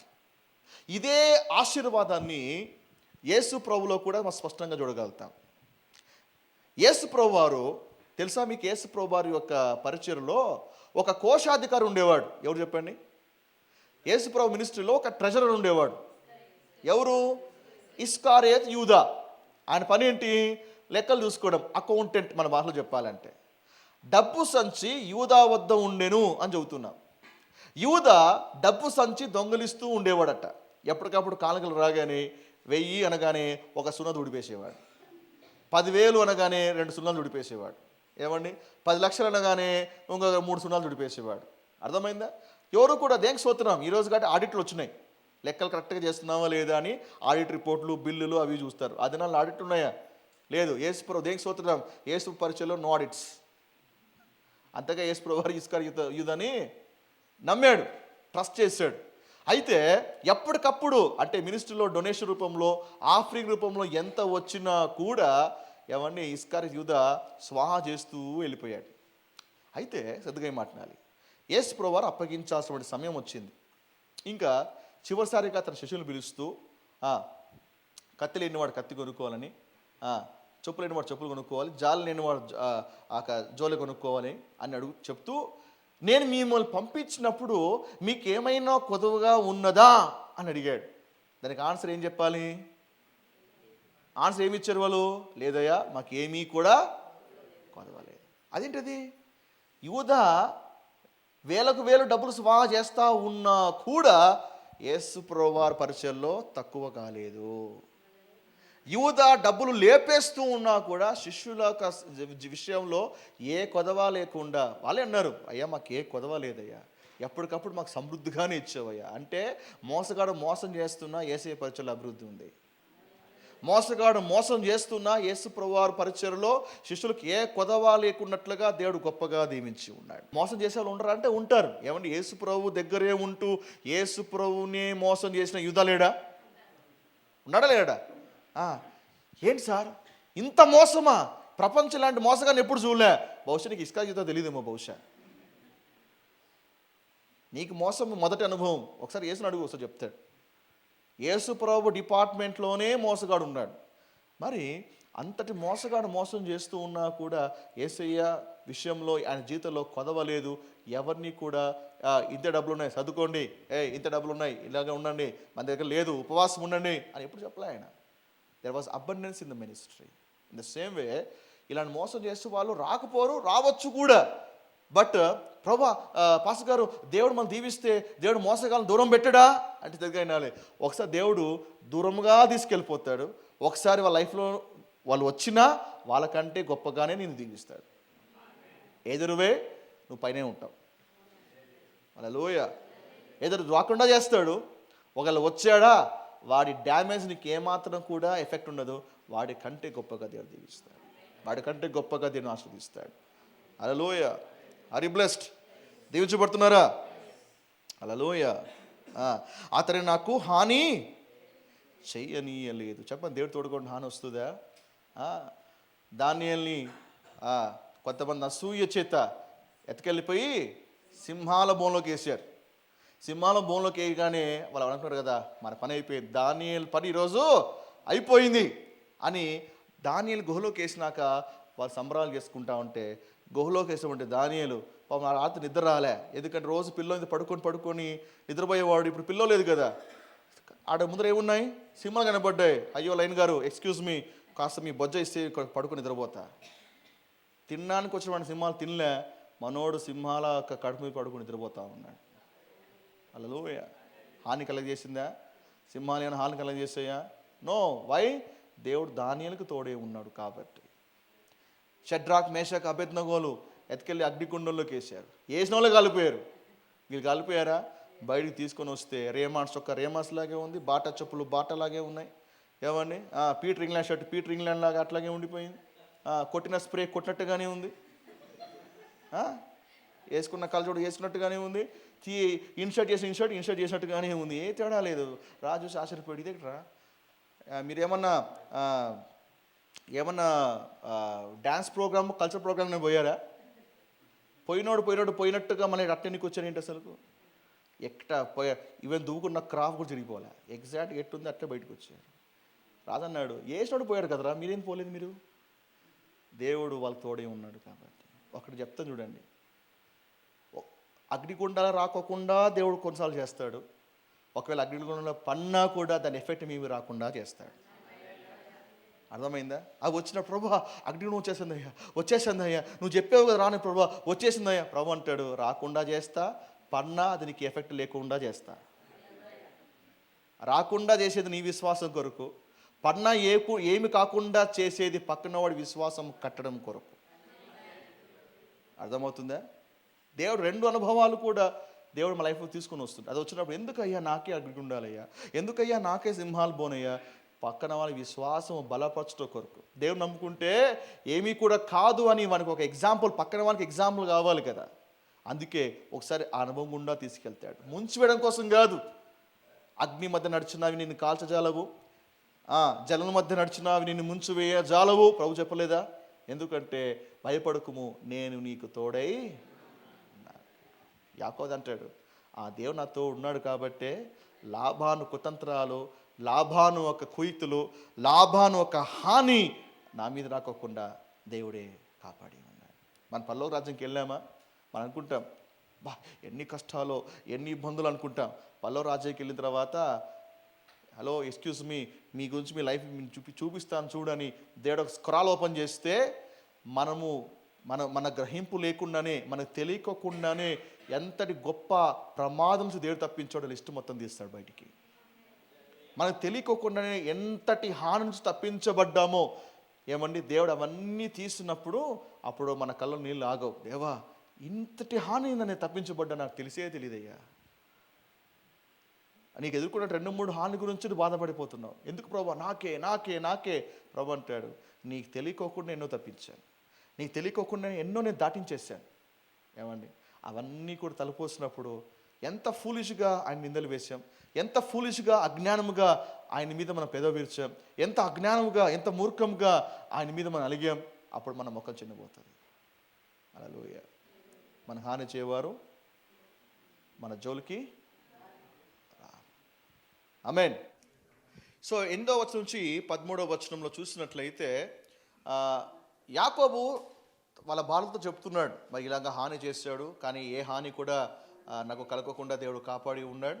మరి యాకోబు లాబాన్ మధ్య ఉన్నటువంటి డీల్, అంటే ఒక వ్యవహారం ఏమైతే ఉన్నదో అది కూడా బాగా వివరిస్తున్నాడు. ఇదిగో పలానా వంటి మందలు ఇలాగ వస్తే, ఇలా జన్మిస్తే ఇవి మీ లాభాను అని, పలానా వంటి గొర్రెలు మేకలు జన్మిస్తే ఇవి నావి, అటువంటి ఒక డీల్ అనేది ఇద్దరి మధ్య మేము ఏర్పరచుకొని ఉన్నాం అని ఆ డీల్ గురించి మాట్లాడుతూ మరి ఆ స్వప్నమందు దేవుని దూత యాకోబు అని నన్ను పిలిచి, చిత్తం ప్రభువా అని చెప్పి తిని, అప్పుడు ఆయన నీ కన్నులెత్తి చూడుము, గొర్రెలను దాటుచున్న పొట్టెలనియు చార్లైన పొడలేను మచ్చలేను గలవి ఏలనుగా లాభాను నీకు చేయుచున్నది యావత్తును చూచుతుని, నీవెక్కడ స్తంభం మీద నూనె పోసితివో, ఎక్కడ నాకు ముక్కబడి చేసితివో ఆ బేతెలు దేవుడను నేనే. ఇప్పుడు నీవు లేచి ఈ దేశంలో నుండి బయలుదేరి నీవు పుట్టిన దేశమునకు తిరిగి వెళ్ళుమని నాతో చెప్పాను. వాళ్ళతో మాట్లాడుతూ ఇక డీల్ జరుగుతూ ఉండగా, అయినా కూడా మీ తండ్రి నన్ను మోసం చేశాడు. అయితే స్వప్నంలో దేవుడు మాట్లాడి నేను ఎక్కడ మరి బేతెల్ దగ్గర నేను నిద్రిస్తున్నప్పుడు దేవుడు ఎక్కడ ప్రత్యక్షమయ్యాడో, ఏ బేతెల్లో నేను ఒక రాయి నిలబెట్టి నేను నూనె పోసి ఉన్నానో, ఏ బేతెల్లో దేవుడు నాకు ప్రత్యక్షమై దేవుడు నాతో మాట్లాడి ఉన్నాడో, దేవుడు అన్నాడు కదా, యాకోబు నువ్వు తిరిగి ఆ స్వదేశానికి నువ్వు బయలుదేరాలి. ఇక్కడ ఒక పాట నేర్చుకోగలగాలి. ఇందుకే బేతెల్ దగ్గర ఏం జరిగింది? బేతెల్ దగ్గర యాకోబు ఒక మొక్కుబడి చేసుకున్నాడు. ఏం చెప్పండి? బేతెల్ దగ్గర యాకోబు మొక్కుబడి చేసుకున్నాడు. మరి నాకు ఆస్తి అంతట్లో 10వ భాగమును నీకు మరలా చెల్లిస్తాను. ఆ మొక్కుబడిని దేవుడు మళ్ళీ జ్ఞాపకం చేసుకున్నాడు. ఆ బేతేల్ అటువంటి స్థలాన్ని దేవుడు మళ్ళీ జ్ఞాపకం చేస్తున్నాడు. దేవుడిరా, వెన్ వీఆర్ బ్లెస్డ్, మనం దీవించబడిన తర్వాత మరి ఆత్మీయ సూత్రాల్ని మనం మర్చిపోకుండా జాగ్రత్తపడాలి. ఏమంటే మన క్లిష్ట పరిస్థితిలో ఉన్నప్పుడు, మనకున్నటువంటి కొంచెంలో ఉన్నప్పుడు నమ్మకంగా ఇవ్వడం అనేది సహజంగా చేస్తుంటాం. కానీ ఎక్కువగా దీవించబడుతున్నప్పుడు ఒకసారి మనకు దేవుడు కూడా గుర్తు రాకపోవచ్చు. యాకోబు 30వ అధ్యాయంలో యాకోబు గొప్పగా దీవించబడ్డాడు. అయితే దేవుడు మాట్లాడుతూ, యాకోబు ఇప్పుడు నేను దీవించున్నాను కదా, నో కమ్ బ్యాక్. నువ్వు ఏం మొక్కుబడి చేసుకున్నావు, నువ్వు ఏం నిర్ణయం తీసుకున్నావో ఆ నిర్ణయంలో నువ్వు రావాలి. ఆ చోటుకు నువ్వు రావాలని యాకోబుని మళ్ళా ఆ చోటుకి నడిపిస్తూ ఉన్నాడు. దేవుడిరా, మన జీవితంలో కూడా ఆస్వాదించబడినాక, మనము దీవించబడిన తర్వాత దేని పట్ల మనకున్న సమర్పణను మర్చిపోయేవారుగా ఉండకూడదు. మనము ఆస్వాదించబడే కొద్దీ, విస్తరించే కొలది, మనం అభివృద్ధి చెందేటువంటి కొలది మన ఆ నిబంధనలోకి, మన కమిట్మెంట్లోకి, మన సమర్పణలోకి రావాలని దేవుడు ఆశపడుతూ ఉన్నాడు. హల్లెలూయా. సో చాలామంది దీవించబడినాక దేవునికి ఇవ్వడం మర్చిపోతుంటారు. చాలామంది ఆశించబడ్డాక ఏ కారణం బట్టో లైట్ తీసుకుంటూ ఉంటారు. నో, మన ప్రాస్పెరిటీ అనేది దేవునికి దగ్గరగా చేయాలి కానీ దేవుని నుంచి దూరంగా చేసేట్లుగా ఉండకూడదు. ధనము మనల్ని దేవునికి దగ్గరగా చేయగలరు కానీ మన ధనము దేవునిగా దూరము చేసేటట్లుగా ఉండకూడదు. బ్లెస్సింగ్ మనల్ని దేవునికి దగ్గరగా తీసుకురావాలి కానీ ఉన్నటువంటి అనుభవం నుంచి దూరము చేసేటట్లుగా ఉండకూడదు. అందుకే when you are materially blessed, నువ్వు భౌతికంగా దీవించబడినప్పుడు మన హృదయ స్థితి చాలా కీలకమైనది. ప్రభు చెప్పాడు, మరి ఏ దాసుడు ఇద్దరు యజమానులకి దాసుడుగా ఉండలేడు. నీ హృదయం ఎక్కడ ఉండునో, నీ ధనం ఎక్కడ ఉండునో నీ హృదయం కూడా అక్కడే ఉంటుంది. అందుకే మెటీరియల్ బ్లెస్సింగ్ అయినాక మనం పొందిన తర్వాత నీ ధనము గురించి దేవుడు నీ ధనం ఎక్కడో నీ హృదయం, అంటే ధనం ఉంటుందని, అయితే హృదయ విషయంలో చాలా జాగ్రత్తగా ఉండాలని దేవుడు మాట్లాడుతూ ఉన్నాడు. హల్లెలూయా.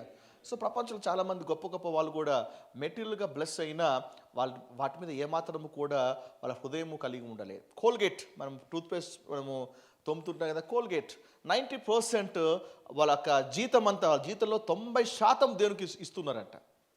వాట్ గ్రేట్ బ్లెస్సింగ్ అది. 90% దేనికి ఇవ్వడం అంటే అంత మామూలు విషయంగా. 90% అందరూ దశభాగం ఇస్తుంటే దశభాగం ఆయన పెట్టుకొని 90% దేనికి ఇస్తూ ఉన్నారంట. అంటే ఇంత గొప్పగా దీవించబడినప్పుడు కూడా వాళ్ళు ఎప్పుడు కూడా ఆ సమర్పణను వాళ్ళు మర్చిపోలేదు. దావీదు కానీ, బైబిల్లో అబ్రహాము వంటి వారు కానీ, వీరందరూ కూడా దే ఆర్ స్టింకింగ్ రిచ్, చాలా మరి గొప్పగా దీవించబడ్డారు. కానీ దేవునికి గొప్పగానే సమర్పించారు. ఎందుకంటే ఆస్తి వీళ్ళు కలిగి ఉన్నారు, ఆస్తి వీళ్ళను కలిగి ఉండలేదు. అర్థమవుతుందా? వీళ్ళు ఆస్తిని కలిగి ఉన్నారు, ఆస్తి వీళ్ళని కలిగి ఉండలేదు. వీళ్ళు ఐశ్వర్యాన్ని కలిగి ఉన్నారు, ఐశ్వర్యము వీళ్ళని కలిగి ఉండలేదు. అర్థమవుతుందా? సో కాబట్టి మరి మన జీవితంలో ఏది మనం కలిగి ఉంటున్నాం? ప్రభు చెప్పాడు, ఎవడు కూడా ఇద్దరికి దాసులుగా ఉండలేడు. దేవునికి సిరికి దాసుడుగా ఉండలేరు. దేవుని చెప్పండి, దేవునితో సమానంగా ఏమైనా ఉందా? దేవునికి ఈక్వల్గా ఎవరైనా ఉన్నారా? కానీ ఒకటి ఉంది, సిరి. దేవుడు మాట్లాడుతున్నాడు, దేవునికి సిరికి దాసుడుగా.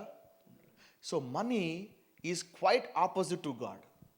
దేవుణ్ణి ఎవరితో పోల్చబడలేదు, కానీ దేవునికి సిరికి దాసుడుగా ఉండలేడు అంటే మనీ ఎంత కీలకమైన పాత్ర వహిస్తుందో ఆలోచించండి. కాబట్టి ఒక వ్యక్తిని అన్నాడు, బ్రదర్ మరి మన దేవుణ్ణి సిరిని సేవించలేం, కాబట్టి మనకు సిరి వద్దు అన్నాడు. మీకు మాట చెప్పనా, నిజమే, మన దేవుని సిరిని సేవించలేం, కానీ సిరితో మనం దేవుని సేవించగలుగుతాం. I'm repeating, we cannot serve God and money, but we can serve God with money. అర్థమైందా? లోకస్తులు దేవునైనా ధనమునైనా సేవిస్తారు, ఆత్మీయుడు ధనముతో దేవుని సేవిస్తారు. ఓల్డ్ టెస్ట్మెంట్లో వాళ్ళందరూ కూడా ఆ విధంగా సేవించిన వాళ్ళే. Hallelujah. You should never forget our commitment. 14 వచనం నుంచి 16 వచనం ఈ యొక్క విషయం అంతా కూడా ఎక్స్ప్లెయిన్ చేసిన తర్వాత వాళ్ళకి స్పందన చూడండి. అందుకు రాహేలు, లేయా, ఇంకా మా తండ్రి ఇంట మాకు పాలు పంపులు ఎక్కడివి? అతడు మమ్మను అన్యులుగా చూచుట లేదా? అతడు మమ్మను అమ్మివేసి మాకు రావాల్సిన ద్రవ్యమును బొత్తుగా తినివేసెను. దేవుడు మా తండ్రి యొద్ద నుండి తీసివేసిన ధనమంతయు మాదియు మా పిల్లలదై ఉన్నది కదా. కాబట్టి దేవుడు నీతో చెప్పిన టెల్ల చెయ్యమని అతనికి ఉత్తరమీయగా. వీళ్ళ స్పందన చూడండి, మా తండ్రి ఇంట మాకు పాలు పంపు ఎక్కడివి, కాబట్టి ఇక మేము తండ్రి ఇంట్లో ఉండము. ఈ మాట యాకోబుతో మాట్లాడుతున్నారు. శ్రద్ధగా అయినారు. ఇక్కడ వివాహంకి ఒక కీలకమైనటువంటి సూత్రము, నియమము దేవుడు ఇక్కడ మనతో మాట్లాడుతున్నాడు. వివాహం అయిన తర్వాత ఏవండి, తండ్రి ఇంట్లో ఉండుట ఆశీర్వాదము కాదు. వివాహం అయిన తర్వాత తండ్రి ఇంట్లోనే కలిసి ఉండడం ఇట్స్ నాట్ ఎ బ్లెస్సింగ్. ఆదికాండము 2వ అధ్యాయంలో ప్రభు చెప్పి ఉన్నాడు, ఏమని? పురుషుడు తన తల్లిదండ్రులను విడచి తన భార్యను హత్తుకొనును. It's a biblical principle. కాబట్టి హత్తుకోవాలంటే ఏం చేయాలి? విడవాలి. So no leaving, no cleaving. కాబట్టి ఇక్కడ భార్యలు అంటారు కదా, ఏమని? మా తండ్రి ఇంట్లో మాకు పాలు పంపులు లేవు, కాబట్టి నేను మీతోనే వస్తాను అని వీళ్ళు ఒక నిర్ణయము తీసుకొని ఉన్నారు. కాబట్టి వివాహంలో కూడా of course if you are head of the family ఆ పరిస్థితి వేరే. కానీ ఒకవేళ ఇఫ్ యు ఆర్ డిపెండెంట్, ఇంతవరకు నువ్వు ఆధారపడి ఉన్నట్లయితే వివాహం అయిన తర్వాత దేవుడు కోరేది ఏమంటే, మరి వివాహం అటువంటి నీవు you should be the head of the house. ఒకవేళ అబ్బాయి అయితే he should be the head of the house. ఆ ఇంటినంతా కూడా నిర్వర్తించేటువంటి ఒక యజమానుగా ఉండాలని దేవుడు కోరుతా ఉన్నాడు. మనం వివాహంలో ఎప్పుడైతే గాడ్లీ ప్రిన్సిపల్స్ని మనం వైలేట్ చేస్తామో, వివాహంలో దేవుని యొక్క సూత్రాలను ఎప్పుడైతే మనం పక్కన పెడతామో, వివాహంలో వచ్చేటువంటి ప్రతి గొడవకి మనమే బాధ్యులము. దేవా, ఎందుకు వచ్చాయా ఈ కష్టాలు? వివాహంలో ఈ గొడవలు ఎందుకయ్యా? కుటుంబంలో ఈ అశాంతి, అసమాధానం ఎందుకయ్యా అని మన దేవుణ్ణి అడిగినా కూడా ప్రభు అంటాడు, అది మీ తెచ్చుకున్న సమస్యలు. కాబట్టి వివాహానికి కీలకమైన సూత్రము ఇక్కడ మరొకసారి దేవుడు జ్ఞాపకం చేస్తూ ఉన్నాడు. ఆమేన్, హల్లెలూయా. సో తల్లిదండ్రులు విడిచి అంటే ఏంది? వాళ్ళు గాలికి వదిలేయడం కాదు. సో అక్కడ నుంచి you are leading an independent family. కొంతమందిని ఇంకో రకంగా తీసుకొని వాళ్ళు గాలికి వదిలేసి ఇంకా నా ఇల్లు, నా భార్య, నా పిల్లలే ప్రపంచం అని తిరుగుతూ ఉంటారు. అమ్మనాలు ఎక్కడ చేస్తారు? అమ్మనాలు ఏం చేస్తుంటారు? తీసుకెళ్ళి వృద్ధాశ్రమం జరిపిస్తూ ఉంటారు. తీసుకెళ్ళి ఒక ఓల్డ్ ఏజ్ హోమ్లోనూ ఆర్డర్ జరిపించేస్తూ ఉంటారు. అయ్యగారు ఏం చేస్తుంటారంటే భారం పిల్లలు తీసుకొని షికాలు కొడతా ఉంటారు. దేవుడు దాని గురించి చెప్పట్లే ఇక్కడ. విడుచుట అంటే ఏంది? వదిలించుకోవడం అని చెప్పాడా? తల్లిదండ్రులు వదిలించుకొని తన భార్యను హత్తుకోమని చెప్పాడా? దేవుడు విడిచి అని చెప్పాడు, కానీ వదిలించుకోని చెప్పని దేవుడు చెప్పాలా? సో కాబట్టి మీరు కూడా మ్యారేజ్ అయిన తర్వాత డోంట్ నెగ్లెక్ట్ యువర్ పేరెంట్స్. మీ తల్లిదండ్రులను నిర్లక్ష్యము చేయవద్దండి. మీ తల్లిదండ్రులను అలక్ష్యము చేయకండి. కాబట్టి కొత్త కుటుంబానికి జత చేయమన్నాక మరి ఏ కుటుంబం నుంచి వచ్చావో ఆ కుటుంబాన్ని విస్మరించకూడదు.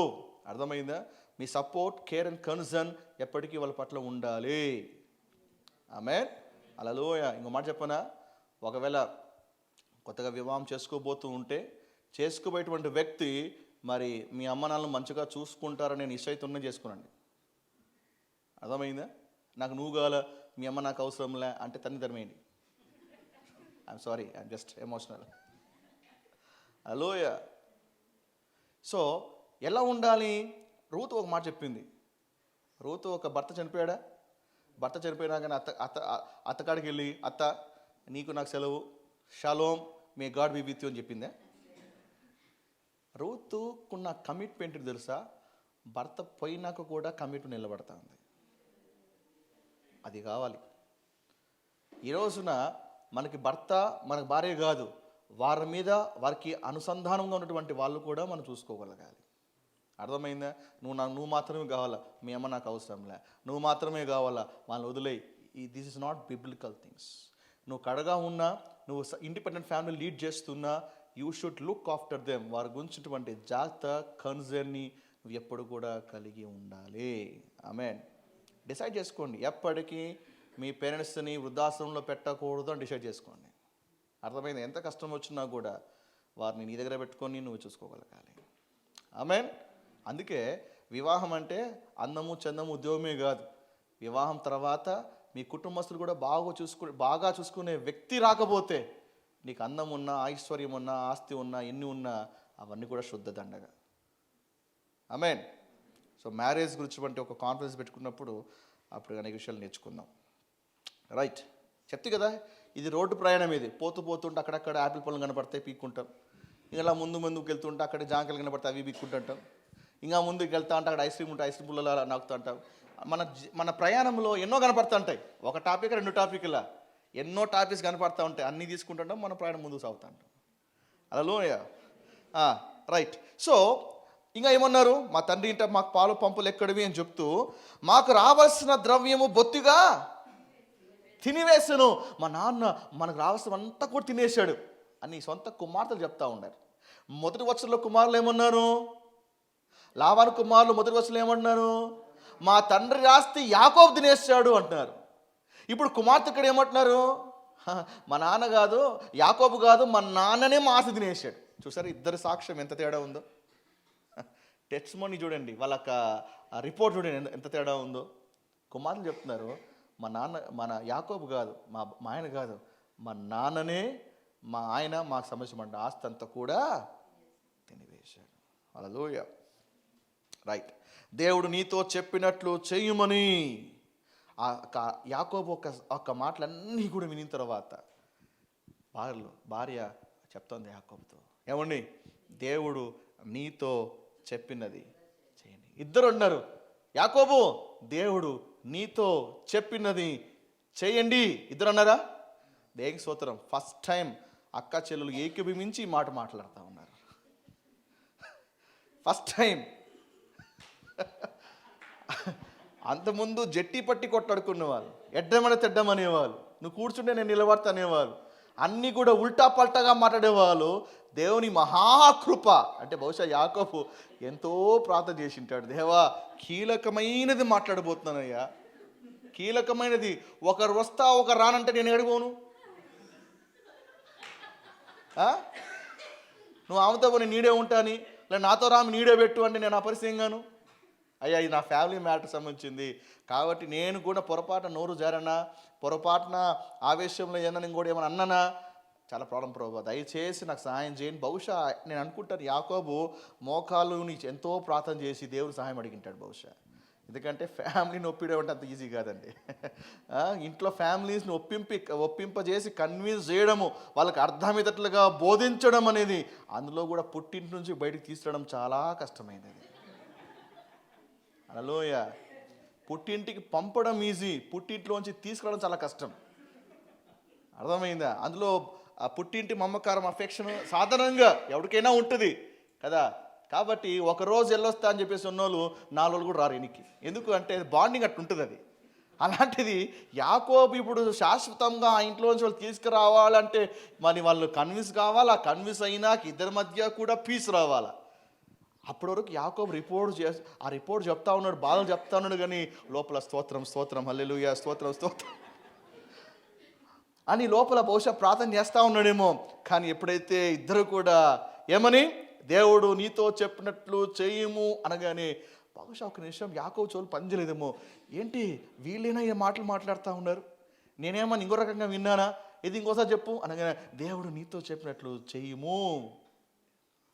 అప్పుడు యాకోబు గొప్ప నెమ్మది, గొప్ప సంతోషం. నాకు తెలిసి అంతవరకు ఏమండి అప్పటి వరకు యాకోబు గెంతులు వేసాడో తెలియదు కానీ జీవితంలో మొదటిసారి గెంతులు వేసింటాడు. అబ్బా, నా ఇద్దరు భార్యలు ఏకీభవించారా. హల్లెలూయా. ఏమన్నారు భార్యలు? దేవుడు నీతో చెప్పినట్లు చేయడు. భార్య భర్తతో ఈ విధంగా చెప్తే ఎంత ఆశీర్వాదం అది కదా. భార్య భర్తతో, దైవభక్తి గల భర్తతో, జ్ఞానం కలిగి కుటుంబాన్ని నడిపించేటువంటి భక్తితో దేవుడు నీతో చెప్పినది చేయడు. మనమే ఆ ప్లేస్లో ఉంటే దేవుడు నీకు చెప్పినాడా? నాకు చెప్పలేదే. నాతో మాట్లాడడం దేవుణ్ణి అంటే దేవుడు నీతోనే మాట్లాడతాడా? అంటే మేము దేవుడు బిడ్డలం కాదా? మేము దేవుడు నమ్ముకోలేదా? దేనికి స్తోత్రం. ఈ స్త్రీలు అలా అడ్డంగా వాదించలే. భార్యలు భర్తతో ఈ విధంగా దేవుడు చెప్పినది చెయ్యడి అంటే ఎంత ఆశీర్వాదం అది. అర్థమైంది? ఇట్స్ గ్రేట్ బ్లెస్సింగ్ అది. దేవుడు బిడ్డరా సత్తుగా మాట్లాడాలి. చాలాసార్లు ఏమంటే దట్ ఈస్ రాంగ్ అనుకుంటాం. దేవుడు చూసేది విధేయత, ఫలితం కాదు. దేవుడు చూసేది విధేయత, ఫలితం కాదు. If your husband is saved, రక్షించబడ్డాడు, if your husband is matured, పరిపక్వత చెంది ఉన్నాడు, మీ భర్త దైవభక్తి గలవాడు, కుటుంబాన్ని నడిపించగలుగుతున్నాడు అంటే ఏమండి మరి దేవుని యొక్క స్థానంలో నిలబడ్డాడు కాబట్టి, కుటుంబం నడిపిస్తున్నాడు కాబట్టి అట్టి భర్తకు లోబడుట చాలా ఆశీర్వాదకరమైంది. చాలామంది ఏమంటారంటే, నువ్వు భార్య, అని చెప్పిన మాట వినాల్సిందే, నువ్వు భర్తకి భార్య లోబడాల్సిందే, ఎఫెసీ రాసిన 5వ అధ్యాయంలో రాయబడలేదా అంటారు. ఏమండి, అఫ్కోర్స్ భార్య భర్తకి లోబడాలి. అలాగే భర్త కూడా భార్య చెప్పేటువంటి యోగ్యకరమైనటువంటి మాటలు ఉంటే అవి వినాలి, తప్పేం లేదు. బైబిల్లో మరి శారా మాట అబ్రాహాం వినలేదా? విన్నాడు. షూనేమిరాలు కనపడుతుంది మనకి రాజుల గ్రంథంలో. ఎలీషా ఎప్పుడు కూడా ఊరికి వెళ్ళినప్పుడల్లా కూడా ఈ స్త్రీ చూసింది.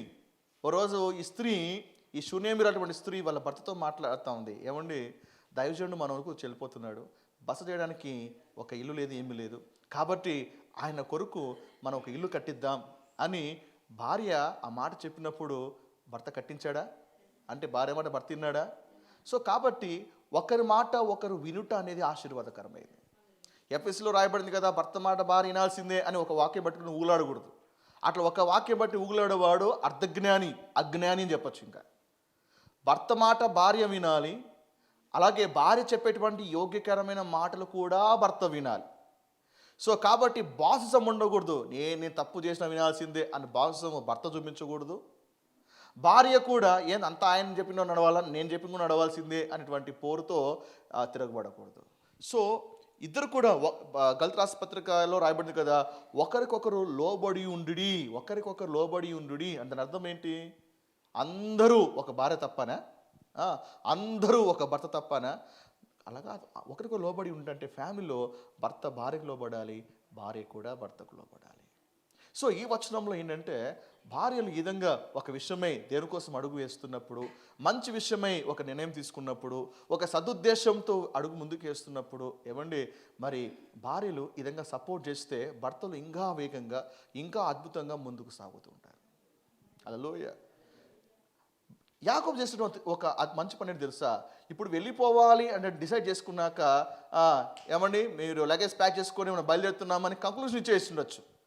కానీ యాకోబు బాధ్యత కలిగి విషయాన్ని కులంకుశంగా ఇంట్లో వివరించి ఎక్స్ప్లెయిన్ చేసి ఏమండి వాళ్ళ అభిప్రాయాన్ని కూడా తెలుసుకొని మరి ఫ్యామిలీ కలిసి ఒక నిర్ణయం తీసుకున్నారు. ఇది యాకోబు చేసినటువంటి పని. ఈరోజు భర్త అని చెప్పేసి నా ఇష్టం, నేను డిసైడ్ చేసుకుంటా, నేను చెప్పాల్సిన అవసరం లేదు, నేను చేసి నేను ఇంతే, నేను అనుకున్నాను, నేను చేసినా చెప్తా అంటే అది బాసిజం, అది డిక్టేటర్షిప్. అది ఎస్, నీకు దేవుడు రైట్స్ ఇచ్చాడు, నువ్వు నిర్ణయం తీసుకునేటువంటి ఒక దాన్ని దేవుడు ఇచ్చాడు, అంత మాత్రాన చెప్పకుండా చేయమని దేవుని ఉద్దేశం కాదు. ఏం చేయాలి? Your wife is your team player. నీ భార్య నీ యొక్క సహకారి, నీ దాసి కాదు కదా. Your wife is a team player. So ఇంట్లో వాళ్ళని కూర్చోబెట్టు, మీ పిల్లలు ఉంటే వాళ్ళని కూడా కూర్చోబెట్టు. కీలకమైన నిర్ణయం ఉంటే ఓన్గా డిసిషన్ తీసుకొని రాత్రి ఇంటికి వచ్చినా చెప్పవాకు, లేదా ఎవరికో మాట ఇచ్చేసి అరే నేను మాట ఇచ్చాను కదా అట్లా అంటే ఇంట్లో గొడవలు అయిపోతాయి. ఏం చేయాలి? మాట ఇవ్వకముందే ఎవరన్నా ఒకవేళ తొందర పెట్టి మీ ఇంట్లో వాళ్ళు లేని టైంలో నేను మిమ్మల్ని ఏమైనా అడిగినా కూడా ఏం చేయాలి? ఓకే, ఇంట్లో వాళ్ళతో డిస్కస్ చేసి చెప్తా, అది వైస్ ఆన్సర్. టైం తీసుకోండి. Can I let you know tomorrow morning? రేపు ఉదయం మీకు చెప్పచ్చా? రేపు సాయంత్రం చెప్పచ్చా? 2 రోజులు మాకు టైం ఇస్తారా? తప్పేం లేదు. ఆత్రపడి మాట ఇచ్చి ఆ తర్వాత ఫెయిల్ అయ్యేదానికంటే సమయం తీసుకుంటే మంచిదే కదా. కీలకమైన నిర్ణయాలు ఏం చేయాలి? ఇంట్లో కూర్చొని మీరు డిస్కస్ చేయగలగాలి. హల్లెలూయా.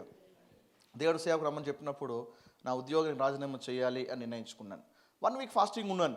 ఆ తర్వాత ఆ విషయాన్ని దేవుడు నాకు చెప్పేవాడు, ప్రేరేపిస్తున్నాడు, బాగానే ఉంది. కానీ సేవకు నేను వచ్చే విషయము భార్య కూడా ఏకీభవించాలి. కాబట్టి ఇంట్లో నా భార్య చెప్పాను ఇలా ఉంది అని చెప్పినప్పుడు 2008లో మా భార్య కూడా ఎస్ నాకు ఇష్టమని చెప్పింది. మా పేరెంట్స్ చెప్పాను, ఓకే మాకు ఇష్టమే అన్నారు. సో కీలకమైన డిసిషన్స్ తీసుకొని అడుగు ముందుకేసాను. ఫలితంగా ఏంటి? I have a peace in my life. లేకపోతే ఒకేసారి రాజీనామా చేసి ఇంటికి వచ్చేస్తే పీస్ కాదు పీసులు అయ్యేవాడిని. నేను ఎవడు రాజీనామా చేయమన్నాడు? నన్ను అడిగినావా? ఫ్యామిలీ ఏం గాను అంతా నీ ఇష్టమేనా? ఏమైపోయింది? ఉన్న పీసు పోయి పీసులు అయిపోతాను ఖచ్చితంగా కదా. So you should discuss in family. పిల్లల్ని కూడా ఇన్వాల్వ్ చేయండి, తద్వారా వాళ్ళు తెలుసుకుంటారు. కీలకమైన నిర్ణయాలు తల్లిదండ్రులకి అడిగి తీసుకోవాలి. నాన్న మరి అమ్మకు చెప్తా ఉన్నాడు, అమ్మ కూడా నాన్న షేర్ చేస్తూ ఉన్నారు, ఇరువురు కూడా కలిసి మాకు చెప్తున్నారంటే మేము కూడా కీలకమైన నిర్ణయాలు మరి మా పేరెంట్స్తో డిస్కస్ చేసే చెప్పాలి అని మీరు నేర్పిస్తే పెరిగి పెద్దవారైనాక వాళ్ళు కూడా అన్నీ చెప్పి చేస్తారు. లేకపోతే మాకు అన్నీ చెప్పావా, మీకు అన్నీ చెప్పడానికి అని తిరగబడే అవకాశం కూడా ఉంది. హల్లెలూయా. కాబట్టి ఇలాంటి సపోర్టింగ్ వైఫ్స్ ఉంటే ఎంత ఆశీర్వాదం అది. హల్లెలూయా. ఎలాంటి భార్యలు అంటే మొదటి సమూయేలు 14వ అధ్యాయం 7వ వచనాన్ని ఒకసారి ఆ మాట చదువుదామా? ఆయుధలు మోయేవాడు యోనాతానుతో చెప్పిన మాట ఒక్కసారి జ్ఞాపకం చేసుకుందాం. ఇలాంటి కమిట్మెంట్ ఉండుట ఎంత ఆశీర్వాదం అది. 7వ వచనం, ఆయుధలు మోయేవాడు యోనాతాను ఒక ప్రాబ్లంని ఎక్స్ప్లెయిన్ చేశాడు, ఒక సిచ్యువేషన్ ఎక్స్ప్లెయిన్ చేశాడు. మిగిలినది ఇద్దరే, యోనాతాను అండ్ ఆయుధలు మోయేవాడు. అయితే యోనాతాను చెప్పినటువంటి మాటకు స్పందనగా ఈ ఆయుధలు మోయేవాడు ఏం చేశాడు చూడండి, ఏం చెప్పాడు చూడండి. అతడు నీ మనసులో ఉన్నదంతయు చేయము, పోదాము రమ్ము, నీ ఇష్టానుసారముగా నేను నీకు తోడుగా ఉన్నానని అతనితో చెప్పాను. వావ్. ఒక ఆయుధలు మోయేవాడు చెప్తున్నాడండి, ఒక రాజకుమారునితో ఒక ఆయుధలు మోయేవాడు చెప్తున్నాడు. ఏమన్నా కానీ కాక ఈ ప్రయత్నంలో ఒకవేళ మరణమా పర్లేదు, నష్టమా పర్లేదు, కాలు చేయి తెగుతాయా పర్లేదు, ఎంతటి నష్టమైనా ఎంత కష్టమైనా ఇదిగో యోనాతాను నేను నీతోనే ఉన్నాను. హల్లెలూయా. That commitment. ఎప్పుడైతే మనము భర్తకు ఆ విధంగా సపోర్ట్ చేస్తామో, భర్తలు సూపర్ మ్యాన్ కాదు, అర్థమైందా? భర్తలు కూడా సాక్షాత్తు దైవము కాదు తప్పులు చేయకపోవడానికి. సో ఏం చేయాలి? మనం నడిపించేటువంటి ప్రయత్నంలో కొన్ని మిస్టేక్స్ మే హ్యాపెన్, బట్ జరగడం మంచిదే. ఆ తర్వాత పోను వాళ్ళు దాన్ని రెక్టిఫై చేసుకొని ముందుకు వెళ్తారు. కాబట్టి డోంట్ ఎక్స్పెక్ట్ పర్ఫెక్ట్ లీడర్షిప్. నువ్వు పర్ఫెక్ట్గా ఉంటే నేను ఫాలో అవుతా. ఏమంటే ఇజ్రాయెల్ ప్రజలందరూ కూడా మోషే పట్ల డౌట్ పడ్డారు. ఫస్ట్ నమ్మారు, అబ్బా అద్భుతమైనటువంటి నాయకుడు, ఇలాంటి లీడర్ అద్భుతంగా ఉంటాడు, ఈయన ఫాలో అయితే మళ్ళీ లైఫ్ సెటిల్ అయిపోతుంది అనుకున్నారు. కానీ రోజులు గడిచే కొద్ది ఏమైంది? They started doubting the leadership. నిజంగా దేవుడు చెప్పాడా? నిజంగా దేవుడు మాట్లాడుతున్నాడా? అసలు కరెక్ట్గానే నడిపిస్తున్నాడో లేదో దే డౌటెడ్, అనుమానించారు. ఏమండి, మోషే నాయకత్వం మీద అనుమానించినట్లుగా ఒకసారి మరి ఫ్యామిలీలో కూడా భర్త నడిపేప్పుడు నీ డౌట్ చేయకూడదు. Is a matured Bible reading and దేవుని స్వరం వింటూ నడిపించేటువంటి భర్త యొక్క మాటలు అనుమానించుకోకుండా, కొన్నిసార్లు ఏంటంటే దేవుడు నేరుగా ఒక భర్తతో మాట్లాడి ఉంటాడు.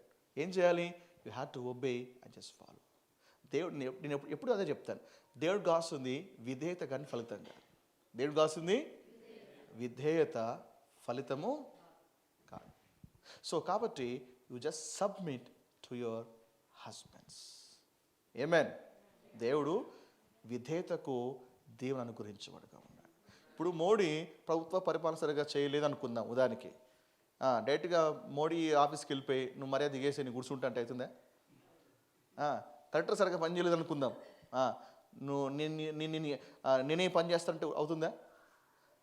సో ఎప్పుడైతే మనము అధికారం చెల్లో తీసుకుంటామో we are violating the laws. The same way ఫ్యామిలీలో కూడా అలాంటిది. ఆమేన్.